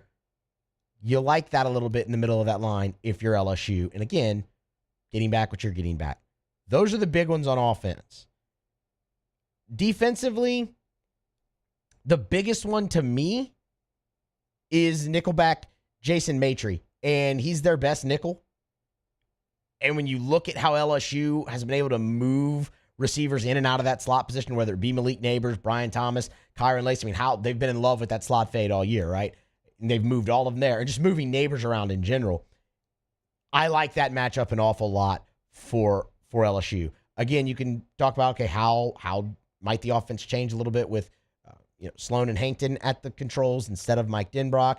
How might it change a little bit with Garrett Nussmeier in at quarterback instead of Jaden Daniels? All valid questions. What I expect from all of them is to use their weapons, and that's one way that LSU's used their weapons extremely well, and that's a spot that is huge. That's another guy. This was his 6th year in college. Played a lot of ball. He's out. The other one is Jordan Turner at linebacker. This is another one we talked about here. He's the 3rd leading tackler for Wisconsin. I actually just don't think this is that big of a deal that they're losing him, because they've got everybody else at linebacker that they could need. And they've got some really, really good ones there as well. I mean, you look at Jake Chaney. He's playing in this game. He's the second leading tackler on this team, and he's third in sacks from the linebacker. CJ Goetz, same thing. This guy's fourth on the team in tackles, second in sacks at the linebacker spot. Daryl Peterson leads this team in sacks from the linebacker spot. They're going to be all right there. Even the guy filling in for Turner has played in all 12 games and has, let me see real fast, that 3 sacks of his own. They're going to be fine muddying up the game there. So I actually don't think that's that big of a loss for Wisconsin, even though it is their third leading tackler. The matchup that is most intriguing, Wisconsin versus LSU from that perspective, is Tanner Mordecai. Because while they don't have Braylon Allen, while they don't have their starting center, they have Tanner Mordecai, who, no, it hadn't been a great fit for him in this offense this year. I understand. He's had some injuries that he's battled through. I understand. He has shown in the past, when he was at SMU, that he could be a dynamic thrower of the football. Over 30 touchdowns both of those years, well over 3,000 yards. And he's a sixth-year player. He's a veteran guy, and he's got a little bit of that dual threat to him. He is their leading rusher that's available now. He's not Jalen Milroe. Not saying that he is. Wouldn't even put him in the category of Jordan Travis. But could he be Jackson Dart? Maybe. And that type of quarterback has given LSU's defense problems. The other reason why this is intriguing is because Wisconsin's got their receivers except for one, including their leading receiver, going up against LSU secondary. No, it hadn't been the best fit for Tanner Mordecai offensively. Sure. Can he take advantage of LSU secondary? A veteran quarterback like that, yeah, you would think he should be able to, and that's something that should give you pause and that you should certainly be aware of in this game. But that's that. LSU has an ability to make Wisconsin one-dimensional. Can Tanner Mordecai actually take advantage of that? That will be the ultimate question there. And then, of course, yeah, you want to see Nussmeier and how the offense functions, under Joe Sloan and under Cortez Hankton. We'll talk about that plenty as the week goes on, because that's the biggest storyline. But when you look at this from a roster standpoint, LSU's in better shape than Wisconsin. The interesting thing is, with what will have to become Wisconsin's strength in this football game, or what I presume will have to become Wisconsin's strength in this football game, is LSU's biggest weakness. And that's what could flip this on its head and make this a competitive game. Because right now, Vegas ain't counting on it being a competitive game. It's a 10-point line in favor of LSU right now over at DraftKings, for all the reasons we went through. But can that one thing turn it on its head? Yeah, I've seen it plenty this year watching LSU's secondary. So, and again, each team with about a month to prepare, those 15, 16 practices, you've got time. And we'll see how it goes. But just from a roster standpoint on paper, LSU, definite advantage there in this ballgame. All right, grab a break, come back on the other side. Musso filling in for Moscona. It's Wednesday's AFR presented by Pluckers. Paulie and I have our NFL takeaways from Week 16 next. AFR. AFR is brought to you by River Cities 1 Hour Air, where they're always on time or you don't pay a dime. 752-0001, 752-0001, or 1hourbr.com. If your heater isn't keeping up, funny noises, funny smells, call our friends at River Cities 1 Hour Air. They're always on time or you don't pay a dime. They'll get the job done right the first time. I love reading these 5-star Google reviews. This one came in from Cassandra B., who said, Cody Smith, the technician, has serviced our home before, and each time he was personable, professional, and courteous. He's knowledgeable of his profession. I have no complaints with any of the 1 Hour employees. They do excellent work. It's River Cities 1 Hour Air. Look for the big yellow vans and trucks with a giant clock on the side. You will always be thrilled with the level of customer service that they provide and the technicians that come into your home. And, of course, they save you time and money. Mention the Moscona Special. They'll always save you $30 off your system repair at River Cities 1 Hour Air. 752-0001, where they're always on time or you don't pay a dime. I've been doing business with Luba for 25 years. They're dependable, trustworthy. It's just the attention to detail with our clients. Our folks have years and years of experience. They're highly trained professionals, but many companies have that asset. What I'd like to think makes Luba a bit different is that we use those talents in a way that truly is dedicated to serving the needs of the folks who depend on us. Thank you, Acadiana, for over 56 years of allowing Corval Toyota in Opelousas to take care of you and your automotive needs. Enjoy this holiday season with family and friends. From the Corval Toyota family to yours, Merry Christmas and Happy New Year. Electricity is all around us, and our families depend on it. Every day is sparked by the power of a cold drink or a warm meal, a movie night, and a comforting light at the end of a dark hallway. From sunrise to sunset, playtime to bedtime, our team is ready to take care of your electrical needs. Even in the case of an after-hours emergency, the light in your life shines brighter with Mr. Electric. It was a humid day, barefoot children play, looking for that summer shade. Time just slips away. Oh, Louisiana, some kind of hold on me. Like cypress stumps, your roots are planted deep inside of me.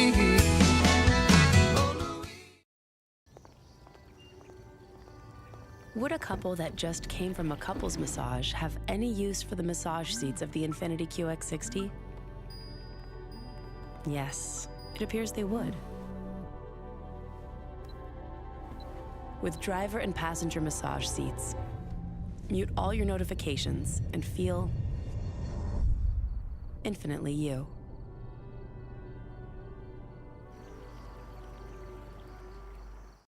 Dylan Cruz here to tell you about Six Rings Baseball and Softball Camp. If you live on the North Shore and play ball, go to Six Rings Camps with former LSU assistant coach Dan Canaveri. His knowledge is second to none, and your child will improve and have fun doing it. Camps were held at Coquille Park and Six Rings Academy in Covington with 4 sessions over the summer. Full day and morning only sessions are available from ages 7 to 13. Go to sixringsbaseball.com or call 985-206-9096. Learn the game to love the game. At Relief Windows, we're more than windows. We're windows, doors, hardy plank, and vinyl siding. But our number one product is always customer satisfaction. Visit us online.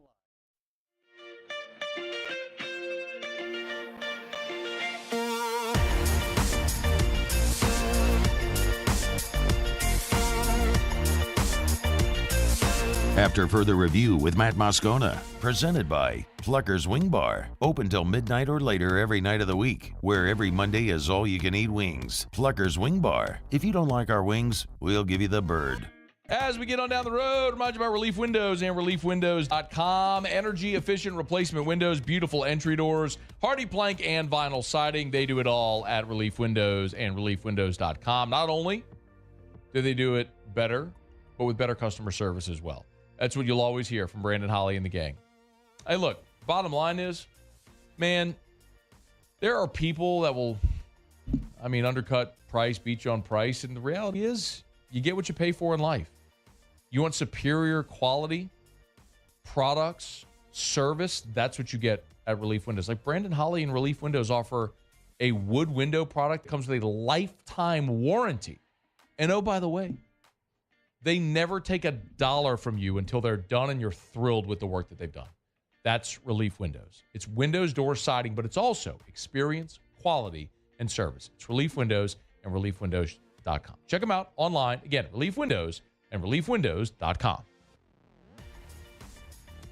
All right, hour number 2 of AFR rolling along. Musso filling in for Moscona. Since we weren't here Monday because of Christmas, and we weren't here yesterday also because of Christmas, we have not had a chance to go through our takeaways from Week 16 in the NFL. So Paul O'Neill and I are going to do that right now. Paul, do you want to get us started? Oh, hey, Casey, there's a bed that I play under this. Give me a minute. It is...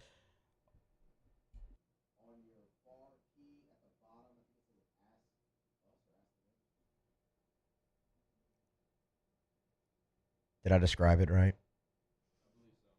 Okay. Yeah. Sorry about that. That's horrible radio there, but I forgot to tell Casey that before the segment. There it is. Paulie, you want to get us started? Sure thing. So Not I'm bad, going to Casey. talk about the Chiefs here, because they're going in the wrong direction. They fall to the Raiders 20-14. They're officially out of the running for the number 1 seed in the AFC.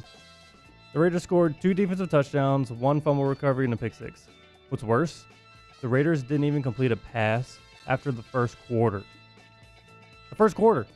Yeah, that's some Service Academy stuff right there. So along with the 2 defensive touchdowns, Harrison Butker missed a chip shot field goal. Penalties and drop passes were again a problem, and they twice failed to convert on 4th down in the second half. So the Chiefs are definitely going in the wrong direction. Yeah, and they're 9-6, Paul, and I'll piggyback off that with my first one and look at the Buffalo Bills. How different can 9-6 feel, right? I mean, the Chiefs feel like they're falling off the face of the earth. The Bills are surging at 9-6 right now after 3 wins in a row, and offensively, it's been real good. Joe Brady, he's going to get a real chance to get that job. In fact, right now, I think Joe Brady is going to get that job. I think he will too. He's passed the audition, man, since he took over. So you remember, he took over after they lost to the Broncos. 32 points in a win against the Jets, 34 points in a loss against the Eagles, 20 in a win over Kansas City, 31 in a win against Dallas, and 24 in a win against the Chargers. That's very, very good. Josh Allen's playing better right now. The turnovers, interceptions still need to cease a little bit, but Allen looks more confident. I think Brady has passed the test, getting his second chance at being an offensive coordinator in the NFL, and I think ultimately the Bills will give him that job full time. I agree. How different 9-6 can feel. Exactly. How about the Dolphins? So they finally won the big game against the big opponent. So they knock off the Cowboys 22-20. They officially clinch a playoff berth. So we all expect the Dolphins to light up the scoreboard, but they needed 5 field goals to win this game against Dallas. Jason Sanders kicked his 5th field goal as time expired. So this win sets up kind of like a mini playoff for the 1 seed in the AFC as they head to Baltimore next week. The winner will get the head-to-head tiebreaker for that number 1 seed. That is Miami's first win over a team with a winning record this year. I mean, it's about time. And it doesn't seem like it, though. It doesn't, because when they've won, it's normally been very impressive. Yeah. Like 34-13 or 30-0. But both of those wins were the Jets.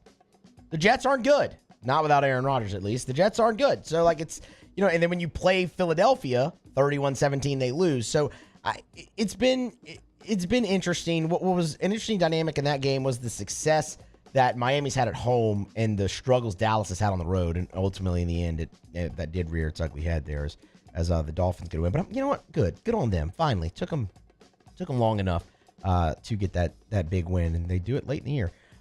Speaking of big wins, I have just so thoroughly enjoyed the Detroit Lions this year. This has been really what I've kind of hitched my wagon to for a couple of reasons. One, the Saints aren't very good. They're not playing for anything really of significance right now, unfortunately. Two, I love Dan Campbell. All right, he's fantastic. The guy's a load of fun. Totally understand why teams want to play for him. And it's the underdog factor in the whole thing too, right? It's kind of like Washington in the college football playoff right now. If you ask anybody around here who they want to win the college football playoff, they're going to say Washington. Is Washington going to win it? Probably not. But no one wants to root for Michigan or Alabama or Texas. I don't want to root for the Eagles. I don't want to root for the Ravens or... Give me the Lions. I hope the Lions win the Super Bowl. And what they did, they probably won't, but what they did Sunday was they clinched their first division title since 1993. That's insane. It's incredible. To put it into perspective, I'm 30 years old. I was born in 1993, November. I've never seen the Lions clinch a division. Now I have. That's awesome. I like seeing first. I'm big Detroit Lions guy right now because I need a rooting interest, and I like Dan Campbell. So, yeah, shout out. Go Lions. That place is going to be rocking for that home game. It is. It is going to be rocking.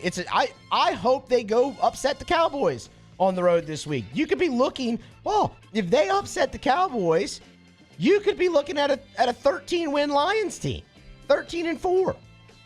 I mean, it'd be fantastic because I think they're going to beat the Vikings at home in Week 18. Things you thought you'd never say. No, not literally, not in my lifetime. I've never seen this happen before. Go Lions. Bite kneecaps.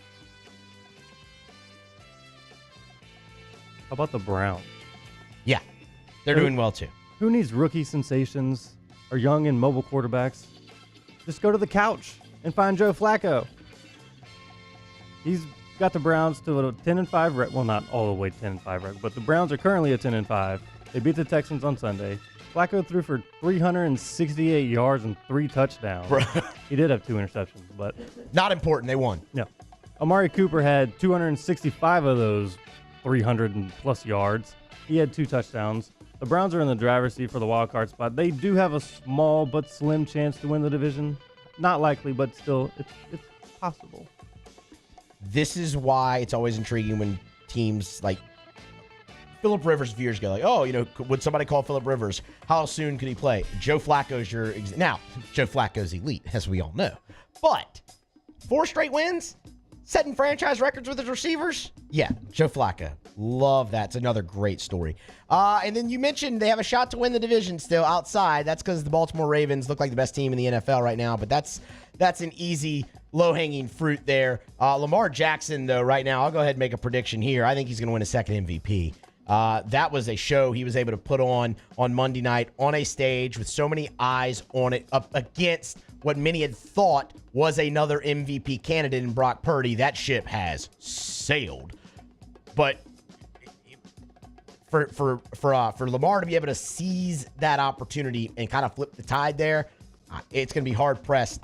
That's going to be one of the last images a lot of people have, because it was standalone, national stage, Christmas Day like that. I think Lamar Jackson wins his second MVP. He's definitely playing well enough to do it. And the Ravens, yes, they do right now look like the best team in the National Football League. All right, that's our NFL Week 16 takeaways. Right now, break on the other side. Tigers and the Pros to close out hour number 2. Musso filling in for Moscona. It's after further review on a Wednesday presented by Pluckers. Stay here. AFR.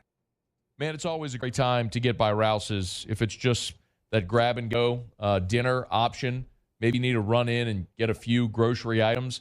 Maybe you're doing your weekend shopping for the entire week. No matter what it is you need, Rouse's can help. Maybe you're just stockpiling for that holiday party. You're having people over to your house. We have the Erica's family Christmas party, the Keller Christmas party. We host it every year at our house. And all of Erica's extended family, aunts, uncles, cousins, everything like that, all come over. And we love to host, and it's great. And Rouse's is great because they have great holiday party trays as well. So if you need the cheese trays or the fruit trays or the veggie trays or the sandwich trays, the drumettes, the mix and match, you do it all. It's there at Rouse's for you. Easy to grab and go or make your own. Give them a call before your holiday party, and all the spirits as well. You want great beer and wine and all of the spirits, they got it over at Rouse's. Remember, buy 4, save more. You buy 4 bottles of wine or more. The more you buy, the more you save.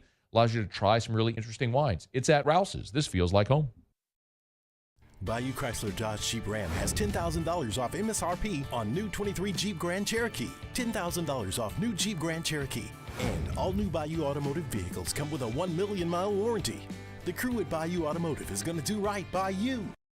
Hey, boat owners, check it out. It is the holiday season, which means it's time to buy yourself a gift by taking your boat to the next level with our friends at Front to Back Boat Service. Now is the perfect time to upgrade your boat and get it ready for that warmer weather, whether that's trolling motors, HD sonar, anything and everything. The Sherman family's been at it for 30 years, and Devin's going to take you through 30 more. Find them on Facebook at Front to Back Boat Service or go to fronttobackboatservice.com.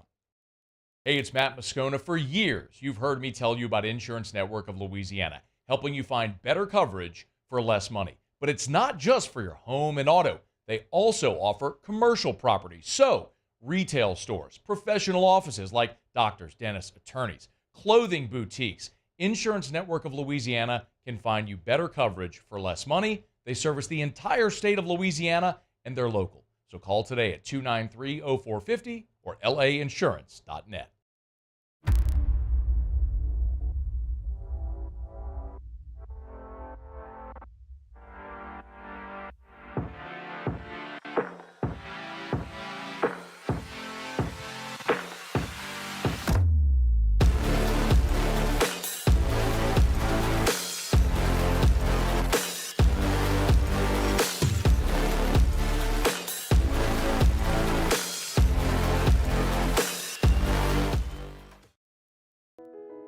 I've been doing business with Luba for 25 years.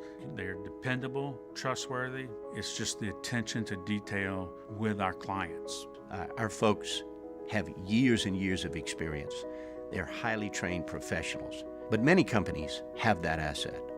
What I'd like to think makes Luba a bit different is that we use those talents in a way that truly is dedicated to serving the needs of the folks who depend on us. The interior of an Infiniti is thoughtfully designed to be all about you. And by you, we mean every version of you. Because there's luxury you can feel, and there's luxury that lets you feel. Infinitely you. Experience luxury like never before with Infiniti Premium Care, included with the 2023 QX80 at your local retailer. At Relief Windows, we're more than windows. We're windows, doors, party plank, and vinyl siding. But our #1 product is always customer satisfaction.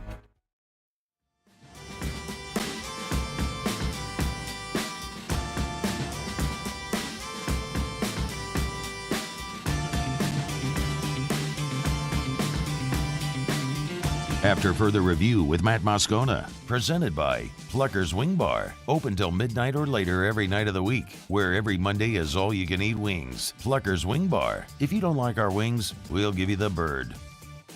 All right, wrapping up hour number two of After Further Review with Musso filling in here for Moscona. Let's do Tigers in the Pros. Tigers in the Pros. They still bleed purple and gold. They're just really rich now. Presented by Lee Michaels Fine Jewelry. Lee Michaels Fine Jewelry, where Baton Rouge gets engaged. We'll start in Portland, where the Trailblazers beat the Kings 131-13. Duop Reith just continues to be a fantastic story. 27-year-old rookie this year. How about a career-high 25 points last night for the former Tiger? 9 of 15 from the floor, 50% from three-point land, and added 9 rebounds. So just missed the double-double, but a career night nonetheless for Duop Reith. Did it all in 32 minutes, and that came off the bench. Second leading minute getter in this ball game for Portland, 25 and 9. Tari Eason in his second year in the league. Another double-figure scoring night for him. Another near miss on the double-double. 16 points for Tari, 7 of 13, so about 50% there shooting for him from the floor as well. 8 rebounds was his near miss on the double-double. He would add an assist and 2 steals to round out his night, a nice +9. Another night for the Brooklyn Nets, another double-figure scoring night for Cam Thomas. That's just how things work there when you're number 20. When you're Cam Thomas. 17 points, 7 of 13. Popular number there here for the former Tigers.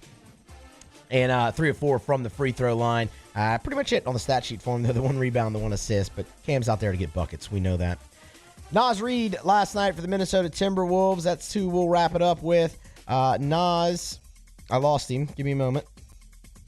Found him. 19 minutes off the bench, 6 points and 7 rebounds. Bit of an efficient night there for Nas. Shot 2 of 4 from the floor. And the Timberwolves fell to the Thunder 129-106. Nas Reed should have stayed.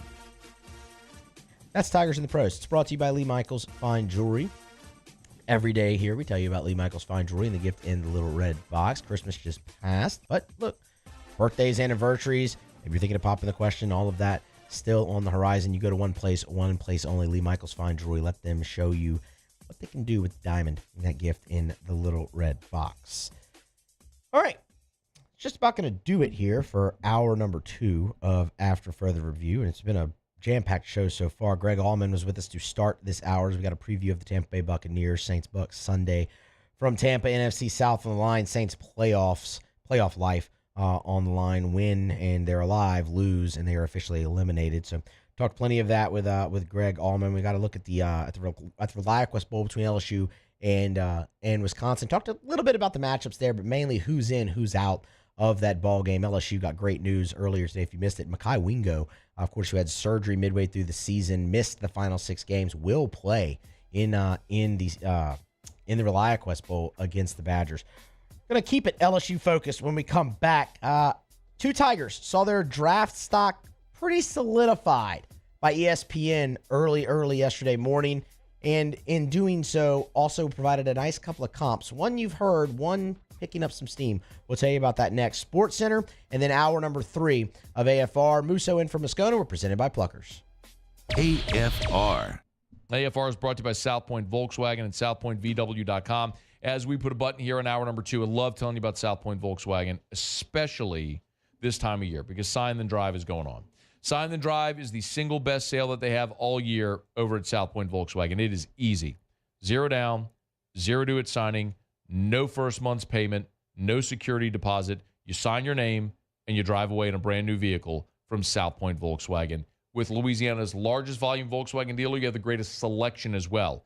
If it's the Atlas, the 3-row 7-seater family SUV, the Cross Sport, which is what I drive, it's basically the Atlas that takes out the third row. The Taos, which is the fun-sized SUV. You can test drive one today. All of the different models they've got in there at South Point Volkswagen. The Tiguan, the ID4. Check it out today at South Point Volkswagen. Airline just north of Highland or online at southpointvw.com. South Point Volkswagen, what's your direction? The world's leaders in obesity research, obesity medicine, and obesity science are right here. We're doing something that no one's ever done or trying to answer a question that no one's ever asked before. Pennington is a real jewel when it comes to research.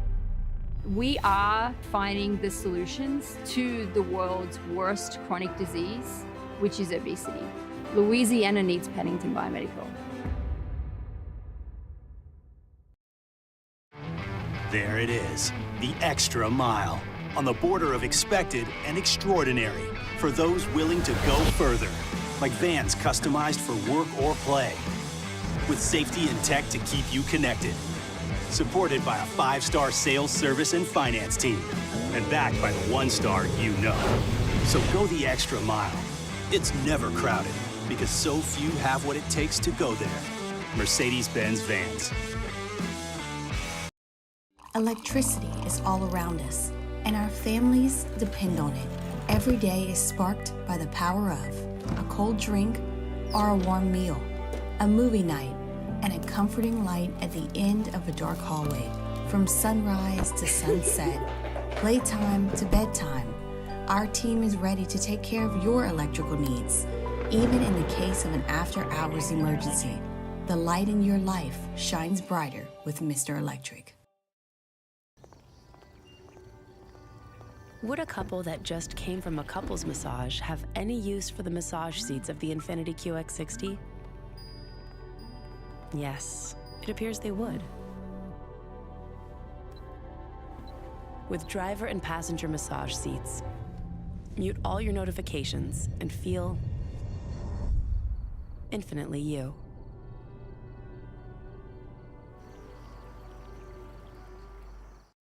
Dylan Cruz here to tell you about Six Rings Baseball and Softball Camp. If you live on the North Shore and play ball, go to Six Rings Camps with former LSU assistant coach Dan Canaveri. His knowledge is second to none, and your child will improve and have fun doing it. Camps were held at Coquille Park and Six Rings Academy in Covington with 4 sessions over the summer. Full day and morning only sessions are available from ages 7 to 13. Go to sixringsbaseball.com or call 985-206-9096. Learn the game to love the game. I've been doing business with Luba for 25 years.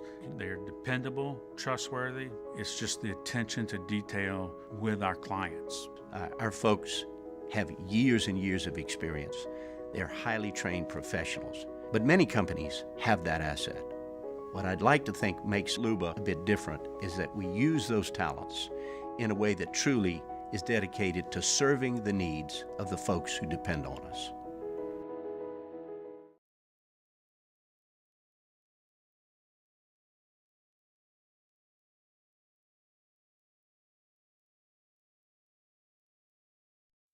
Sports Center. I'm Doug Brown. The Broncos will bench Russell Wilson for Sunday's game against the Chargers. Jarrett Stidham will get the start. Adam says this could be the beginning of the end for Wilson in Denver. Sean Payton didn't trade for Russell Wilson. He wasn't the one that engineered that trade. He came in, coached him this year. There were good moments and bad moments. And we see how that went. And so I think this is a message that they're sending that Russell Wilson is not a part of their long-term future. Adam Schefter on Carlin versus Joe. The Broncos have lost 3 of their last 4, but still have a chance at a playoff spot. More quarterback news. The Giants will go with Tyrod Taylor for Sunday's game against the Rams. Rookie Tommy DeVito sits after 6 straight starts.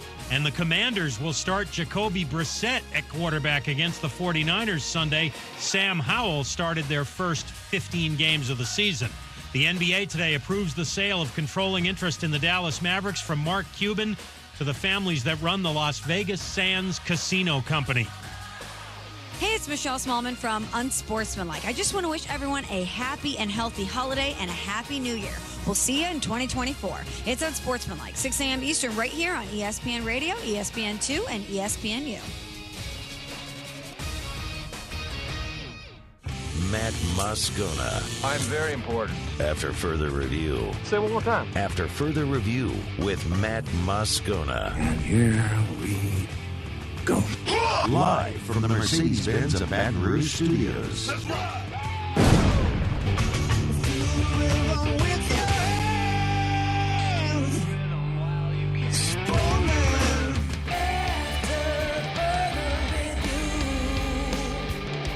Hour number 3 of After Further Review off and running. Matt Musso filling in for Matt Moscona.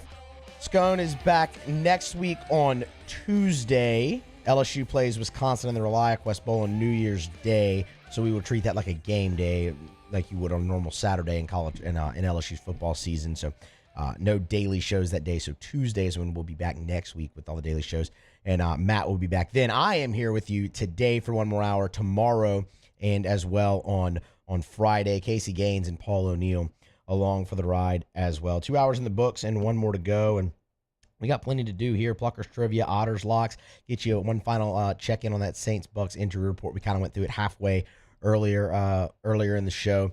Get you some final thoughts on that and anything that came out of media availability. I know Derek Carr and Dennis Allen both meeting with the media as the Saints prepare for their final road trip of the year to Tampa Bay this Sunday. When you look at the NFL calendar, and it's going to start to get pretty condensed here shortly. Playoffs coming up in a couple weeks. Calendar will flip. You'll have the Super Bowl. And then really the next big event is the NFL draft, and that'll come in April. And, it's interesting which side of the spectrum I guess you kind of fall on with the draft. Some people love it. It's one of their favorite things all year. Some people don't care at all. And me, I'm a little indifferent. I will watch the first round of the draft. Normally, it's a good night. It's a good time. After that, just keep the alerts on my phone. I'm not going to sit down and watch, rounds 2 through 7 or whatever. That's not how I roll. But the value of the draft is much more important than your watching preferences of the draft. And throughout the process, which really never ends, right? It feels like we've been talking about draft and LSU's draft prospects and what the Saints might do with their pick really since August, even before the season starts, and then a little bit throughout, and now when you're here at the back end of bowl season or playoff time, because that NFL calendar starts to get condensed here, you start to see it more and more. And it could be mocks, it can be big boards, it's so many different things. Your all-star games that are going to start happening here, East-West Shrine, Senior Bowl, things of that nature. I found this, though, to be very interesting from Matt Miller at ESPN. This was yesterday evening. And I think we get caught up in first rounders and whatnot, and in the process of the draft and how teams grade players, how scouts grade players, and things of that nature. And just because you went in the first round doesn't mean they had a first round grade on you. And that's kind of what Matt Miller tried to attack in this piece, again, that he published yesterday. Where, here, the opening line. How many first round prospects are there in the 2024 NFL draft class? You might be thinking the answer is 32. He says no. Just because there's 32 picks doesn't mean there's actually 32 first-round grades. So he went through and listed all the players that actually have a first-round grade per his scouting in this draft class, and also offered up a comp for each one of them, which I found interesting for a couple of the LSU guys.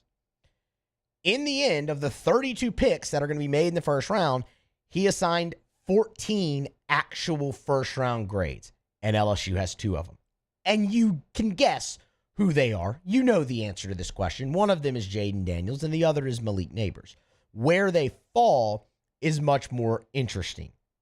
So when you look at Jaden Daniels, number 8 overall on a big board, for what it's worth, is not in a mock, just prospect rank in the draft, is where Matt Miller has him, and as a first-round graded player, no ambiguity about it for Daniels. And it makes a lot of sense. And look, we've talked about the rise. It's been meteoric. It's been awesome going from a day 3 pick probably prior to this season to now bona fide first-round grade, first-round draft pick. And we have some more numbers to back that up from a betting side that you might find interesting as well. Those being the odds for the number 1 overall pick. Look, I think at this point on December 27th, 2023, before you went through Combine, before you went through Pro Day, before you go through all of that, it makes a lot of sense that Caleb Williams is that slam dunk guy right now still. And he is. For what it's worth, on Matt Miller's big board, he's there. When you look at the betting odds from DraftKings, minus 650, overwhelming favorite. But to further show Daniels' rise, to further show how solid he is right now in this first-round grade, in this top 5 mold, Jaden Daniels has the 3rd best odds right now to be the number 1 overall pick in the draft. Again, Caleb Williams, slam dunk. It makes a lot of sense. I expect him to be the number 1 overall pick in the draft, Caleb Williams, that is, but we'll see how these can shift. What's really interesting to me is if Daniels could overtake Drake May, who has the 2nd best odds. Right now, when you're this far out from the draft still, you're not going to have, odds to go number 2, odds to go number 3. You'll have that as we get closer. But to watch May, to watch Daniels, May, for what it's worth, at plus 475, Daniels at plus 1,000, 10-1, see if that gap can shrink a little bit. For what it's worth, it already has a little bit today. When I was prepping through this segment, I don't know, at about 12:30 or so, Daniels was at 12-1. He was at plus 1,200. So you've already seen that improve a little bit. In Matt Miller's piece here, Daniels is quarterback 3. Can he get to quarterback 2 and maybe even quarterback 1? That's something interesting to see. But you've got a scout telling you how solid he is in the first round by putting him in this as a bona fide first-round grade guy, and you have Vegas as well, was he has the 3rd best odds and creeping up into the 2nd best odds potentially to be the number 1 overall draft pick. The comp they offer, they being Matt Miller, for Jaden Daniels is one you've heard plenty, and it's Lamar Jackson, and it fits right down to size.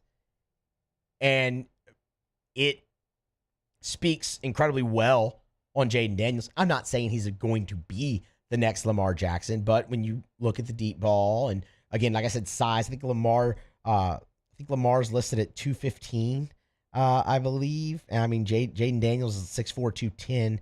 I believe Lamar's 6'3" or 6'4", 215, 220. So they're right there. And Lamar's been fine in the league. There's been some injuries, but there's always going to be injuries. I don't think you would classify Lamar Jackson as injury prone in the league, and I don't think anyone, even if you did that, would say it's because of his size. What his athleticism is able to bring to the table. You see Lamar Jackson do things on the NFL field that you saw Jaden Daniels do in college. The comp, it just makes a lot of sense, whether it's the ability in the pocket to escape the pocket when things break down, to be running, and just look like nobody can catch you. Looks like you're gliding. They both have that in those things. And there's the intangibles as well. And the improvement that both of them took in throwing the football in their last years in college is also something to take note of there. So, look, that makes a lot of sense. And, again, it's great company for Jaden Daniels. We were just talking in the last hour. Lamar Jackson is the favorite right now to win an NFL MVP. It would be his 2nd such honor, and he's quarterbacking the best team in the league right now. Again, not saying Jaden Daniels is going to go be a 2-time MVP potentially in the league, go to a Super Bowl, win a Super Bowl maybe, whatever. Not saying he's going to be Lamar Jackson, but it is the comp that fits best. What'll be interesting to see is the team that takes Daniels in the draft, if they mold their offense around him as successfully as Baltimore has been able to do with Lamar Jackson. Now, Malik Neighbors. That's where we'll move to next here because he's the other LSU Tiger that is solidified first-round grade by Matt Miller. And again, it shouldn't come as a surprise, and I'm sure it doesn't come as a surprise to many of you. 10th overall in the draft is where Matt Miller has Malik Neighbors, which again just speaks to the depth of the receivers in this draft. And he has him as wide receiver number 3. Behind Marvin Harrison Jr., who he has as the second best player in the draft and wide receiver 1, and Rome Odunze, who he has as the ninth best player in the draft and wide receiver 2. Malik Neighbors is not getting past wide receiver 3, provided he stays healthy and all that. The status quo holds going into the draft. He's not getting past wide receiver 3. I think he could end up and probably does end up wide receiver 2 in this draft as well. I don't quite think he can get past Harrison, but I do think he can get past Rome Odunze. The interesting thing here, and again, this will show off the depth of receiver in this draft when you look at the comps for really all these guys. When you look at Neighbors, it's Stephon Diggs. And that's when you've started to hear a little bit more, but it's starting to pick up a little bit more steam. And that is, it makes a lot of sense from a playing standpoint, obviously. Both very, very good after the catch. I mean, that's what everyone pointed to with Malik Neighbors this year, and versatile as well, both him and Diggs. But Neighbors, 6.8 yards coming after the catch. In Stephon Diggs' career so far in the league, in the NFL, 3 times, he's had 400-plus yak yards over the course of a season. That is perhaps the greatest comp there to Neighbors. And, of course, there's the size. I mean, both of them are 6 feet tall. Neighbors lists at 200, and Diggs is at 191. But size aside, but the way the play style is specifically the yards after the catch. And then, on top of that, it speaks incredibly fondly on Malik Neighbors. Stephon Diggs, at one point, was considered the best wide receiver in the NFL. A guy in Malik's mold, plays like Malik Neighbors, or I should say who Malik Neighbors is in his mold and plays like, was the best wide receiver in the NFL. In 2020, he led the league in receptions and receiving yards. Stephon Diggs is in the midst right now, and he's already done it for this year, and he's not finished, of 6 straight 1,000-yard receiving seasons. That's the guy they're comping to be wide receiver 3 in this year's draft. It's incredible depth. An all-pro, a 3-time Pro Bowler.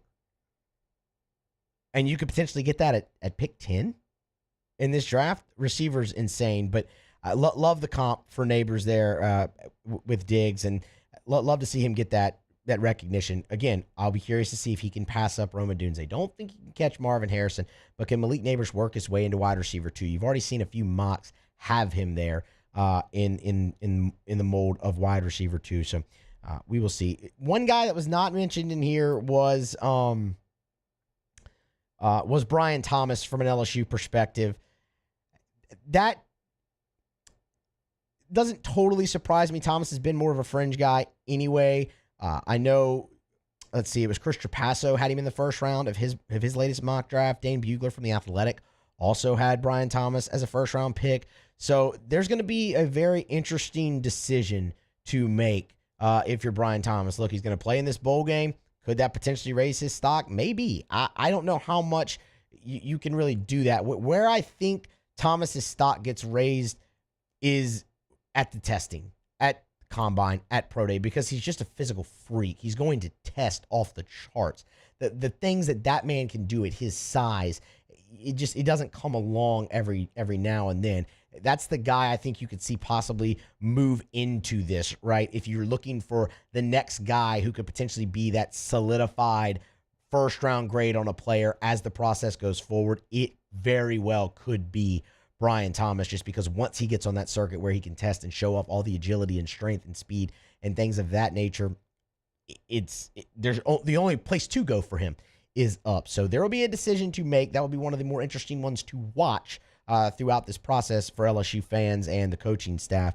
But still maybe on the fringe there, but the next guy potentially there. For what it's worth, Joe Alt, he has a tackle from Notre Dame. He's been mocked to the Saints a couple different times because that's what the Saints do. They draft tackles and defensive linemen in the first round.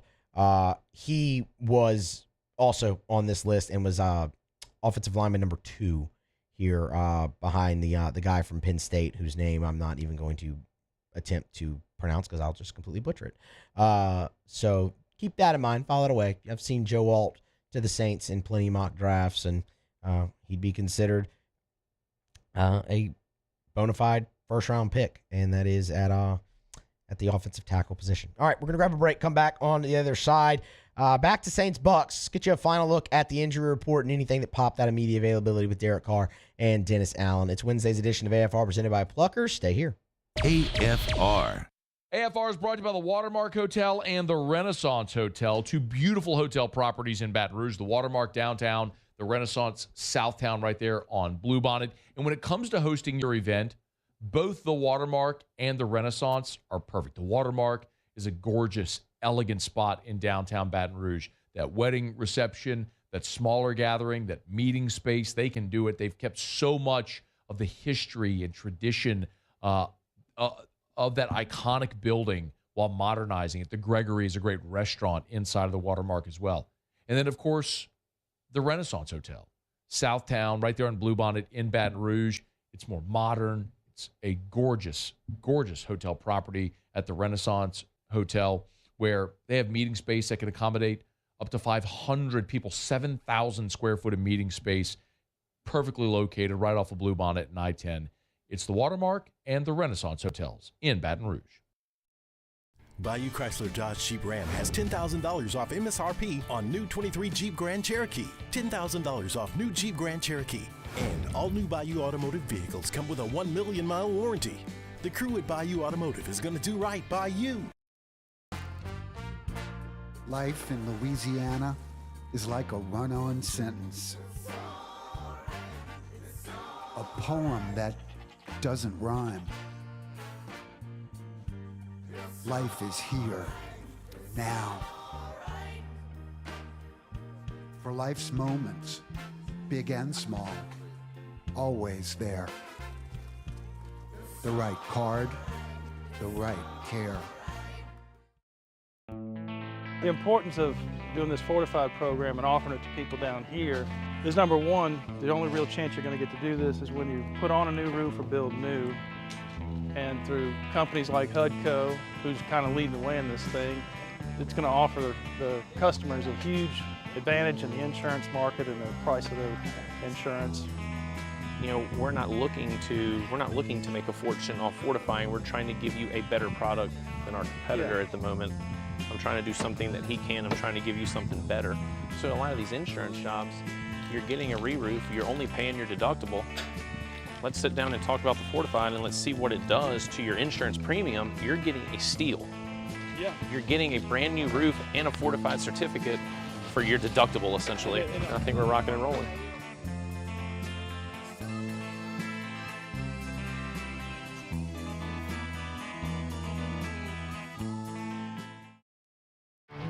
There it is, the extra mile, on the border of expected and extraordinary, for those willing to go further, like vans customized for work or play, with safety and tech to keep you connected, supported by a 5-star sales, service, and finance team, and backed by the 1-star you know.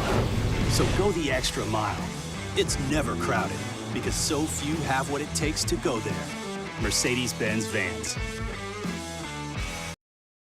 The Windsor Senior Living Community in Mandeville, Louisiana is a beautiful, vibrant apartment community geared toward seniors. They are nestled right in the heart of Mandeville, where seniors live a more carefree lifestyle in spacious apartments with the peace of mind that comes from having a little extra help. Call the Windsor at 985-624-8040 to schedule a lunch and tour. Come see how the Windsor can be your passport to peace of mind.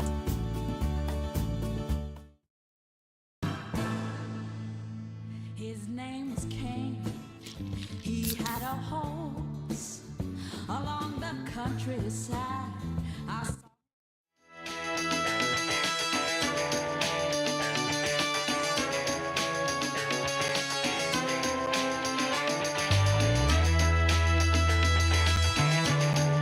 After further review with Matt Moscona, presented by Pluckers Wing Bar, open till midnight or later every night of the week, where every Monday is all-you-can-eat wings. Pluckers Wing Bar. If you don't like our wings, we'll give you the bird. Brought to you by Shawbills Tire and Auto Service, ShawbillsTire.com. 18 locations in South Louisiana. Find the location nearest you at ShawbillsTire.com. Bumper-to-bumper auto service and name brand tires at wholesale prices. They will always find a way to get you the best possible price for the best possible tires on the road. That's what they do at Shawbills. And when they get you in by selling you the best tires, the cheapest price possible, they're going to treat you like family, and they're going to treat you so good you're going to keep coming back year after year after year every time you need anything for your vehicle. Tires rotated, oil changed, check engine light on, brakes squeaking, whatever's wrong with your vehicle, bring it to Shawbills. Let them give it the once-over. And you can always schedule online, so it's convenient. ShawbillsTire.com. Find the location nearest you at ShawbillsTire.com. Shop tires online at ShawbillsTire.com. Be sure to ask about the Shawbills credit card as well, because you can save $50 off your first purchase when you use the Shawbills credit card only at Shawbills.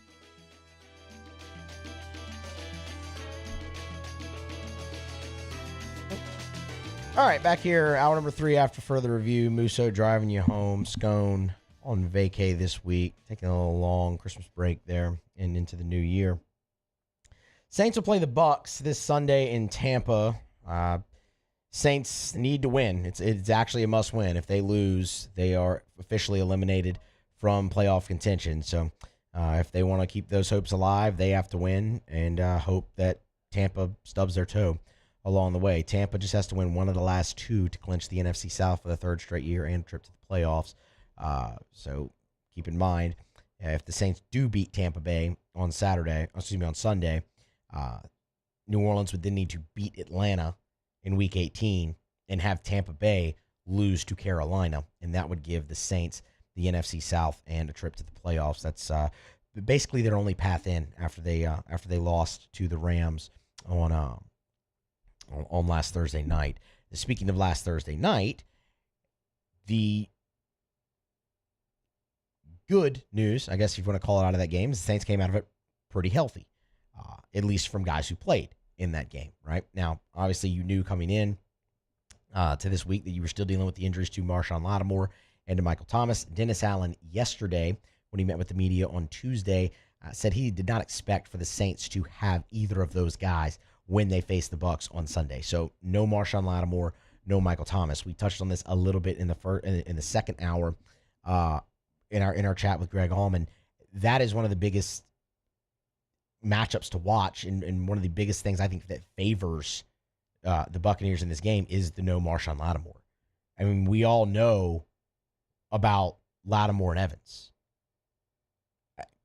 It's the one matchup you have to see every time these two teams play for a lot of reasons. One, it impacts the game tremendously because they're 2 of the best players on the field, and for the large majority of their time in the league against each other, Marshawn Lattimore had Mike Evans' number. The other part you had to watch is because at some point Mike Evans was probably going to take a cheap shot at Marshawn Lattimore at some point throughout the game. That also happened more often than not.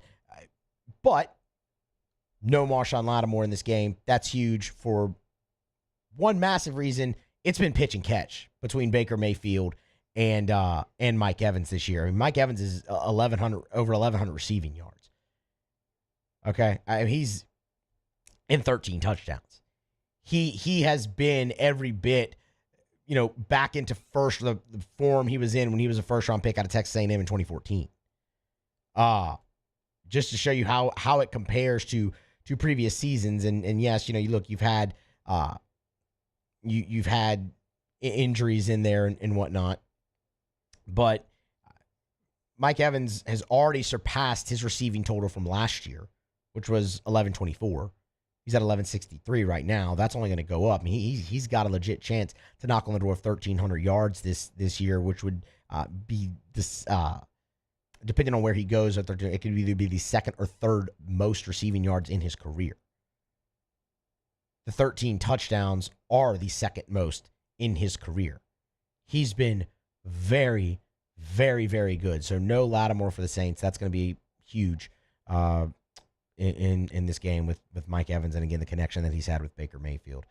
The no Michael Thomas is it is what it is. The good news is Chris Olave was limited today, so hopefully you have him. When you look at the DNPs on both sides, we'll start with the Saints, and it got concerning because in the same boat really as Marshawn Lattimore and Mike Thomas is Marcus May.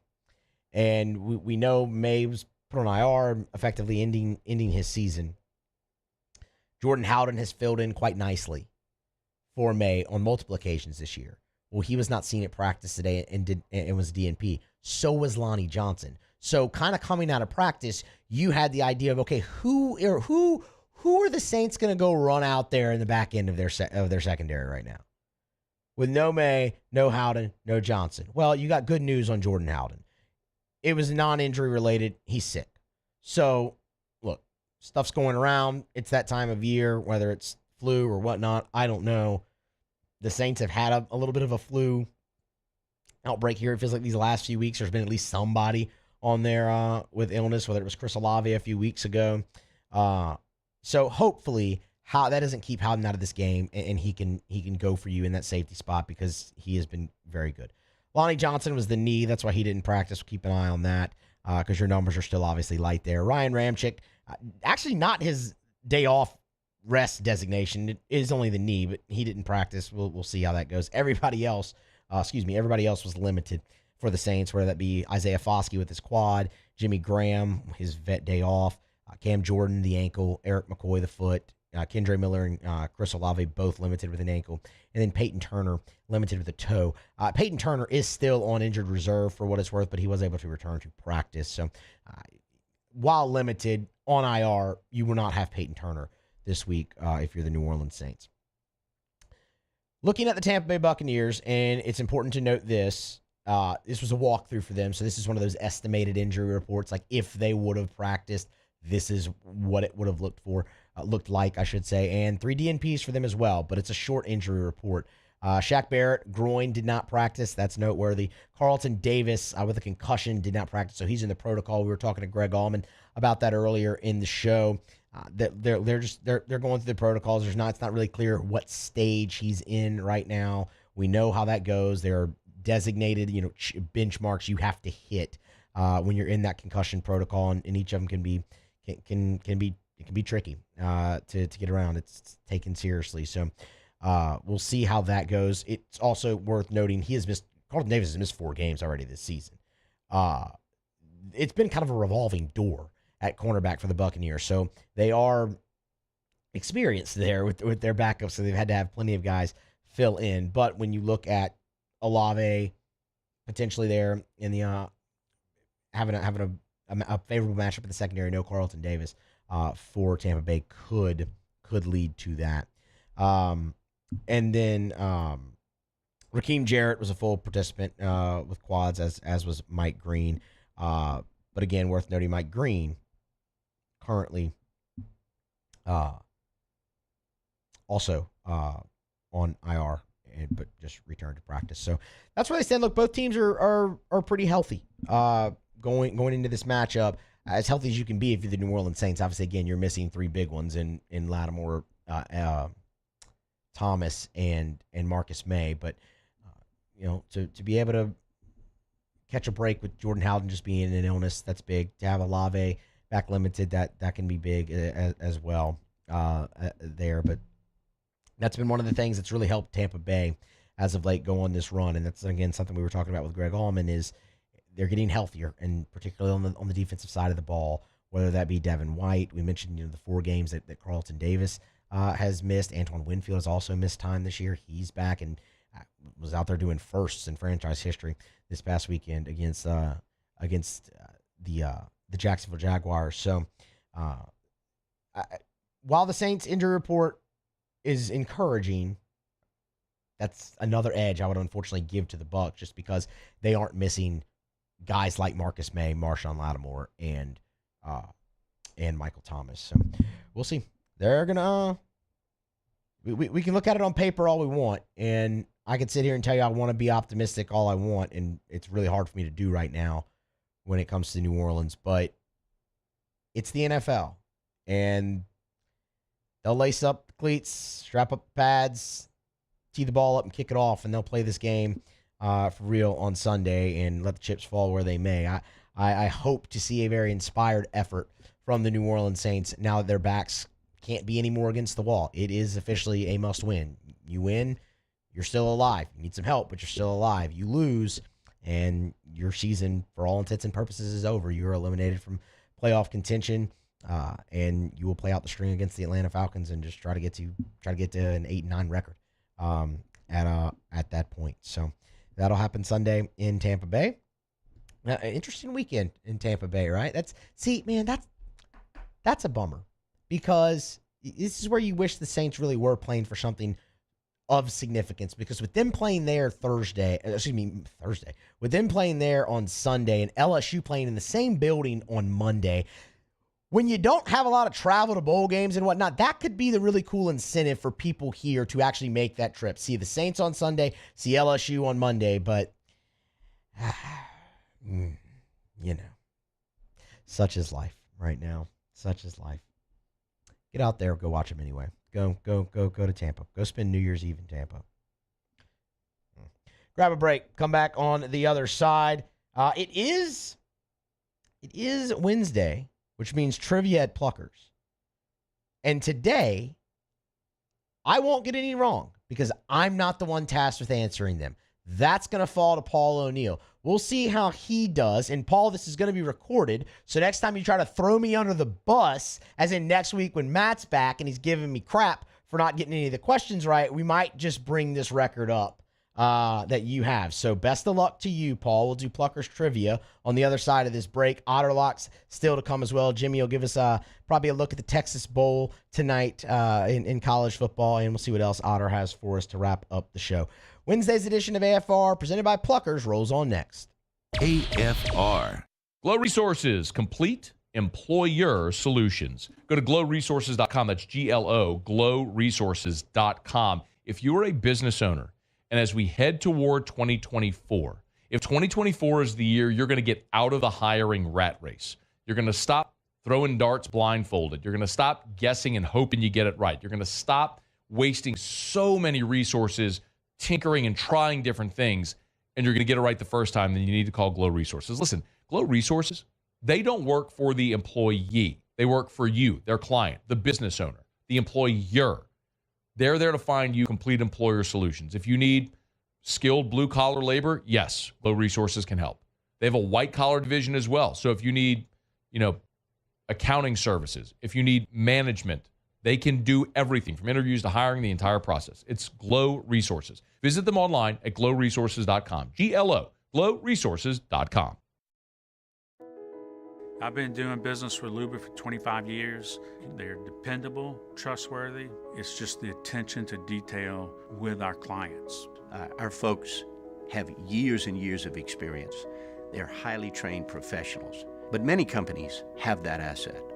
What I'd like to think makes Luba a bit different is that we use those talents in a way that truly is dedicated to serving the needs of the folks who depend on us.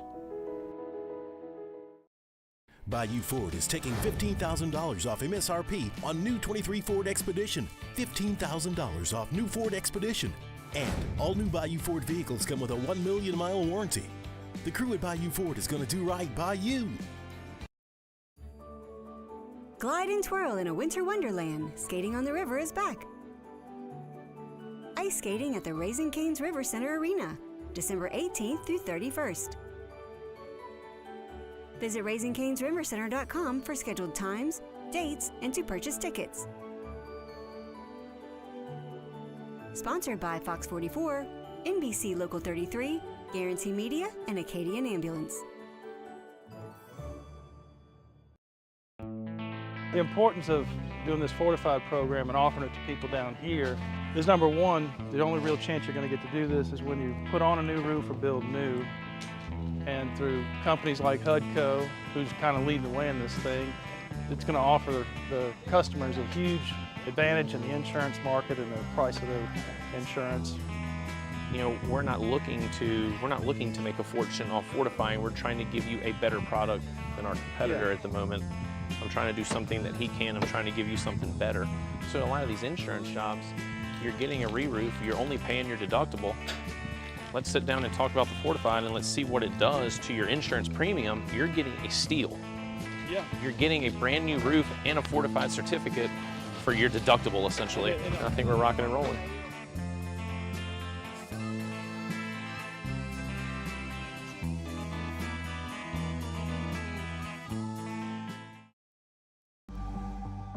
The interior of an Infiniti is thoughtfully designed to be all about you. And by you, we mean every version of you. Because there's luxury you can feel, and there's luxury that lets you feel. Infinitely you.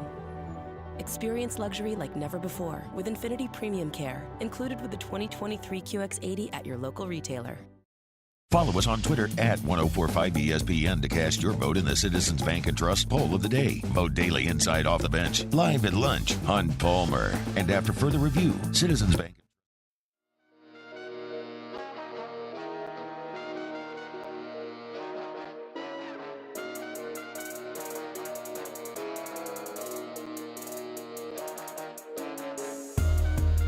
After further review with Matt Moscona, presented by Pluckers Wing Bar, open till midnight or later every night of the week, where every Monday is all-you-can-eat wings. Pluckers Wing Bar. If you don't like our wings, we'll give you the bird. Mold Zero, now pure restoration. Same patented non-toxic dry fog treatment. If you got mold, think you might have mold, not sure if you have mold, mold can be in your walls, you don't even know about it. Pure restoration comes in. You don't have to worry about moving furniture, pulling up carpet, any of that sort of stuff. They come in, they'll spray their patented non-toxic dry fog, your home, office building, commercial building, whatever it may be. They're going to be more efficient than traditional remediation. It's going to cost you less as well. I love telling this story. There was an elderly woman who's a homeowner, had black mold on her ceiling, and she couldn't get a quote from anywhere that was less than $28,000. This was an elderly widow. Mold Zero came in, got rid of the mold for less than $5,000. Mold Zero is now pure restoration. Same company, same great patented non-toxic dry fog. They're general contractors, so they can do demolition and build back when you need it. They can take care of odor, sanitization. It's pure restoration. Pure-restoration.com. Pure-restoration.com. All right. Hour number 3 of After Further Review. Musso filling in for Moscona. A great show so far today, and still plenty to get to here. We're going to kick that off here momentarily with some Pluckers trivia.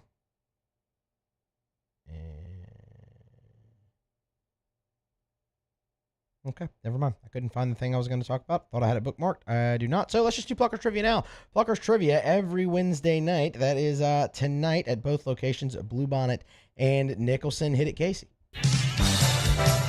It's time for Pluckers Trivia. How many will Musso get wrong today? None. Pluckers Trivia. Every Wednesday night, 7:30 at Bluebonnet, 8 o'clock at Nicholson. How many will Paul get wrong today? That's the question. None for me.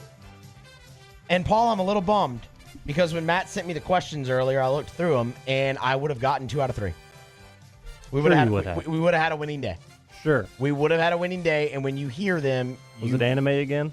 It was not anime. It's kind of sports. It's kind of like sports trivia in a sense. The anime still remains one of the more impressive anomalies that has ever happened in this studio. The fact that I guessed and went 3-0 on anime trivia is big something. anime guy. And well, no, not really. I think one of them I actually knew, and the other 2 were just shut in the door. It was multiple choice. That helped. I mean, excuses. Multiple choice. I mean, hey, that's how I made it through all the gen ed stuff in college. Was the multiple choice tests, that and true and false.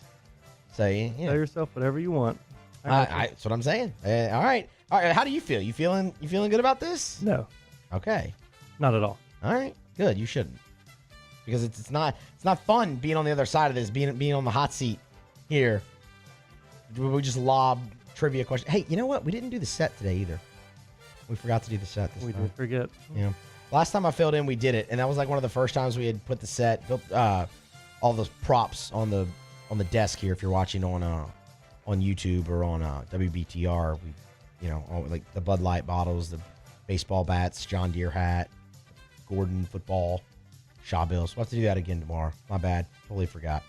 It's weird, though, because I'm not used to having it. So whenever I do have it up here, I feel like confined. I feel like I'm... It's definitely a lot. It's a lot. It's not a very big desk either. It's not a very big desk. But, okay. Anyway. All right, Paul, you ready? Sure. All right. Pluckers trivia. Paul O'Neill on the hot seat. Question 1. Famous for shouting, "Who do you think you are? I am," during competition, Peter Weber participated in what sport professionally until his retirement in 2021?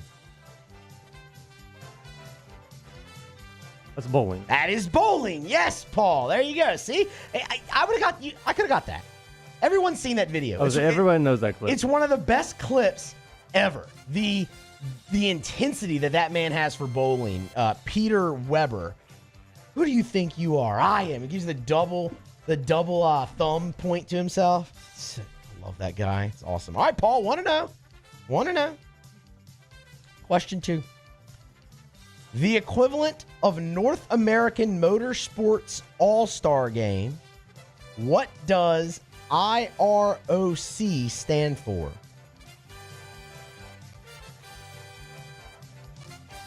Say that again? The equivalent of North American Motorsports' All-Star Game. What does IROC stand for? It's like the All-Star Game for North American Motorsports. North American Motorsports. Yeah, I've never heard of that. I wouldn't have got this one. What? IROC.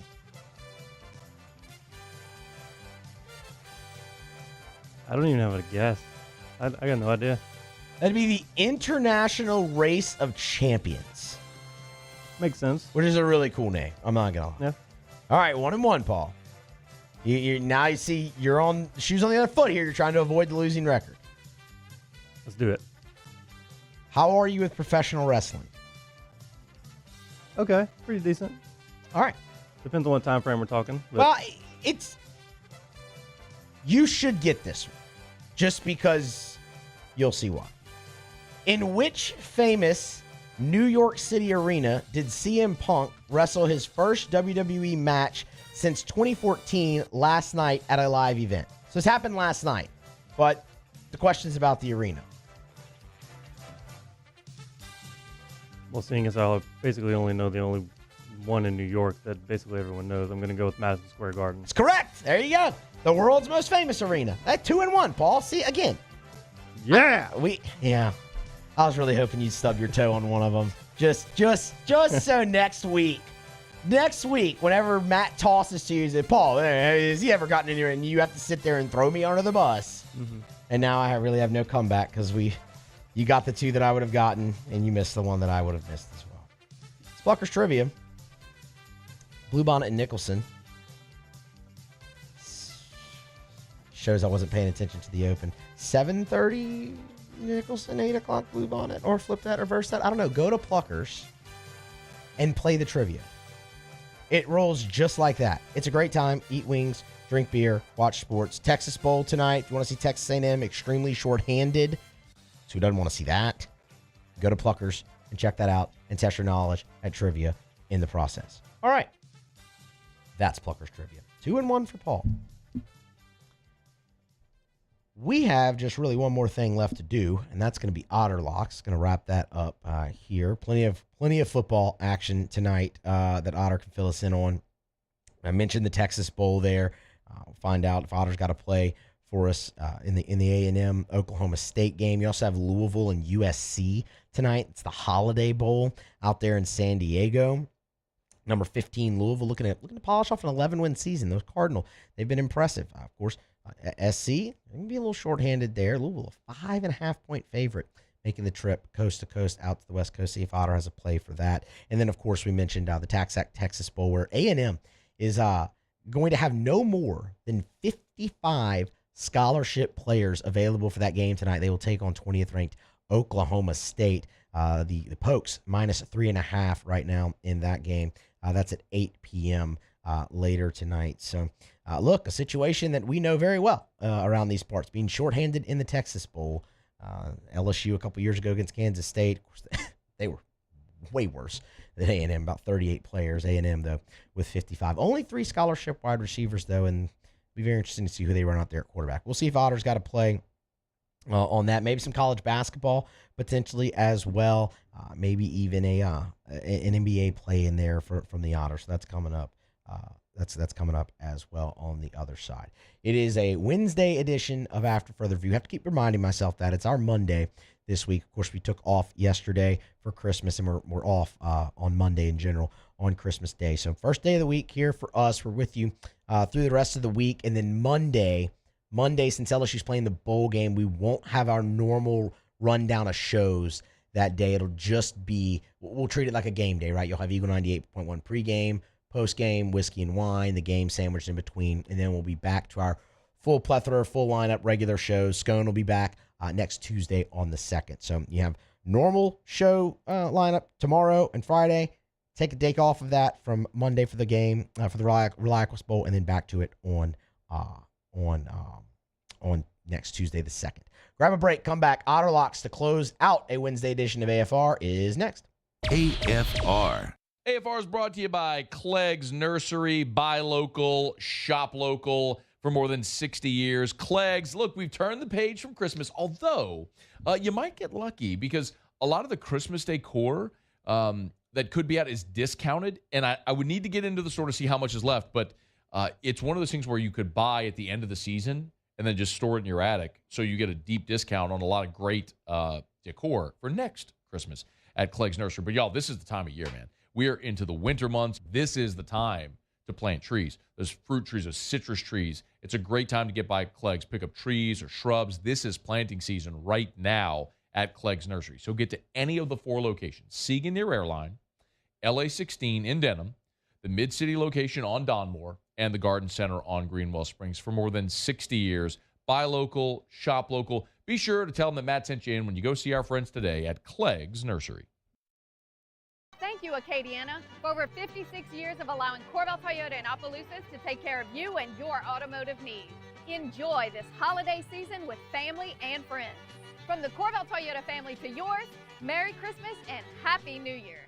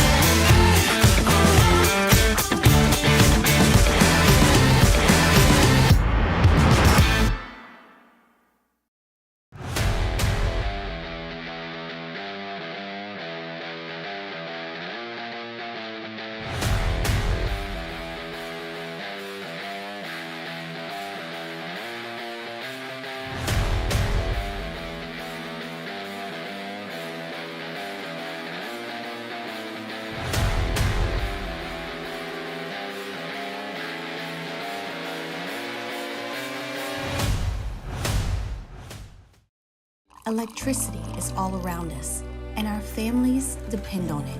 Every day is sparked by the power of a cold drink or a warm meal, a movie night, and a comforting light at the end of a dark hallway. From sunrise to sunset, playtime to bedtime, our team is ready to take care of your electrical needs. Even in the case of an after-hours emergency, the light in your life shines brighter with Mr. Electric. Would a couple that just came from a couples massage have any use for the massage seats of the Infiniti QX60? Yes, it appears they would. With driver and passenger massage seats, mute all your notifications and feel infinitely you.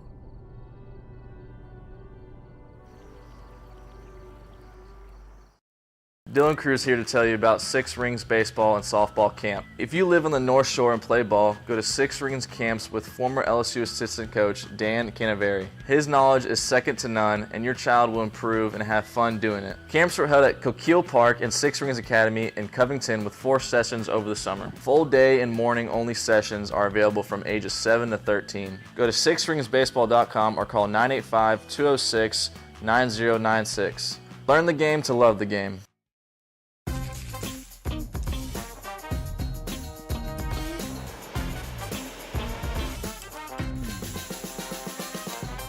The best kept secret.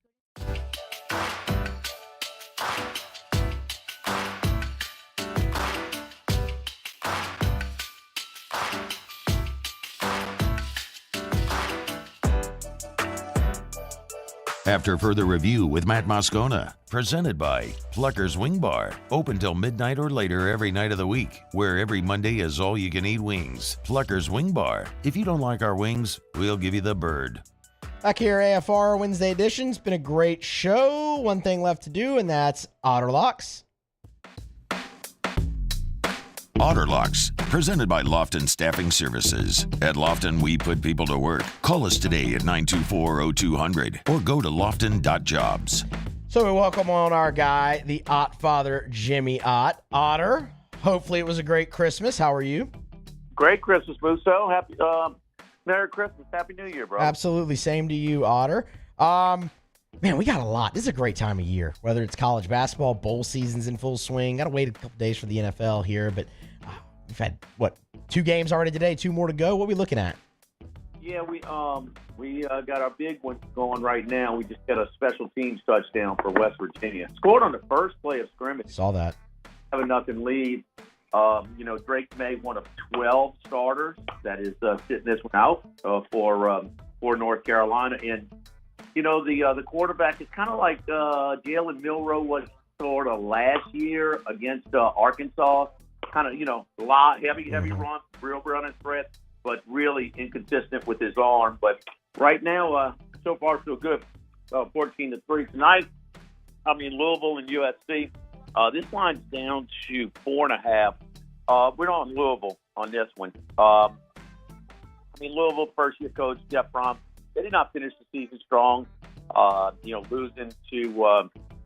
Losing to Kentucky and then the SEC championship game, and against the third-string quarterback that was ineffective for Florida State. I like them, and they're still excited to be in this bowl game. Excited to be at this spot right now with the first-year coach. So they're ahead of schedule.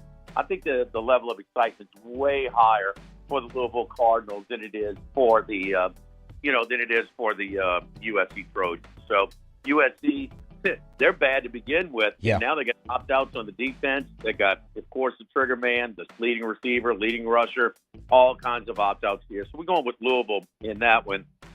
And then about 53 scholarship players, Texas A&M will dress out tonight for the game against Oklahoma State. Not my favorite. Sure wish we could have got on this one a lot longer when they were like plus 4.5. But still going to take Oklahoma State small minus the 3.5. Let's go with the who's more excited to be here, who's had that's kind of what the case is for this West Virginia game right now. Yeah, something about an SEC team in the Texas Bowl, Otter, just scholarship players. They're not going to be there. LSU had 38 of them one time. So yeah, 39 against Kansas State. Yeah. No way to beat in that one. It's similar situation, not as extreme, but they're also a similar thing is the coaching change and a skeleton crew coaching the Aggies in this one. All right, Otter, so recap here. We got Louisville laying the points and Oklahoma State laying the points. Anything NBA or college basketball tonight? Yeah. All right. Otter, where are you tomorrow for Live at Lunch? We're live at lunch, live at Jolie Pearl in Town Square Pizza downtown. Oh, it's Thursday. Ah, man, the week's all messed up, man. Thursday, Jolie Pearl, of course. Yeah. Y'all get on by and see Hanny and out there at Jolie Pearl for Live at Lunch. Otter, appreciate the picks, appreciate the time. We'll do it again tomorrow. All right, Musso. Take care, man. Good luck. Good luck. That is Jimmy Ott. Of course, hosts Live at Lunch with Charles Sandgriff every weekday. They'll be at Jolie Pearl tomorrow. Louisville minus 4.5. Looking at minus 112 on that one at DraftKings. Oklahoma State minus the 3.5. That's coming back minus $1.10. Also over at DraftKings. Louisville goes at 7 p.m. Oklahoma State A&M go at 8. All right, that's about going to put a button on today's show. It was a really good one. Jam-packed, a lot of football, wall-to-wall football, toggling back and forth between LSU, the Saints. Took a look at the Bucs. Had transfer portal talk to go to. If you miss any of it, it's on demand at 1045ESPN.com, presented by Brett Goff. Of course, the Watch 1045 ESPN YouTube channel as well. We're getting out of here. Thank you to Casey. Thank you to Paul. Back again tomorrow. Musso filling in for Moscona on AFR. AFR. Let me remind you about Traction, TractionSports.com, TractionSports.com, Traction, where champions are made. You want your son or daughter to reach their absolute best in whatever sport it is they play. Traction can help. You know, I've told you about Traction over the years, going into Traction and seeing professional athletes from so many different sports who maybe played collegiately in Louisiana and they come back to train, or even athletes who didn't play collegiately here, but by virtue of their travels throughout the country in different places have met people or have found out about Traction. They'll come train here in the off season. They'll even come rehab injuries. Told you there was a really cool picture Traction over the summer where there was an NFL player for the Packers and a young football player from here in the Baton Rouge area. They took a picture side by side at Traction Physical Therapy because they were both rehabbing the same injury, both there at the same facility. It's Traction. TractionSports.com, TractionSports.com to learn more right there on Burbank. Traction, where champions are made. Bayou Ford is taking $15,000 off MSRP on new 23 Ford Expedition. $15,000 off new Ford Expedition. And all new Bayou Ford vehicles come with a 1 million mile warranty. The crew at Bayou Ford is going to do right by you.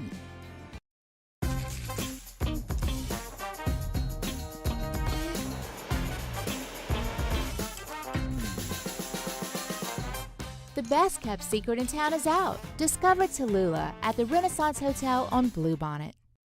Follow us on Twitter at 1045ESPN to cast your vote in the Citizens Bank and Trust poll of the day. Vote daily inside Off the Bench, live at lunch on Palmer. And after further review, Citizens Bank and Trust brings you the poll of the day via Twitter at 1045ESPN. Yo, Jake here from my friends over at Community Steel Company located in Gonzales, Louisiana. The local place you can turn to for all of your metal building needs. Notice I said local, not Houston, not Dallas, not Atlanta, but right here in Gonzales. Visit them at their brand new state-of-the-art website at communitysteelco.com or pick up the phone and give them a call today to answer all of your questions on your metal buildings, roofing and sheet metal, and any other steel needs you or your business need at 225-647-2020. It was a humid day, barefoot children play, looking for that summer shade. Time just slips away. Oh, Louisiana, some kind of hold on me. Like cypress stumps, your roots are planted deep inside of me. I've been doing business with Luba for 25 years. They're dependable, trustworthy. It's just the attention to detail with our clients. Our folks have years and years of experience. They're highly trained professionals. But many companies have that asset.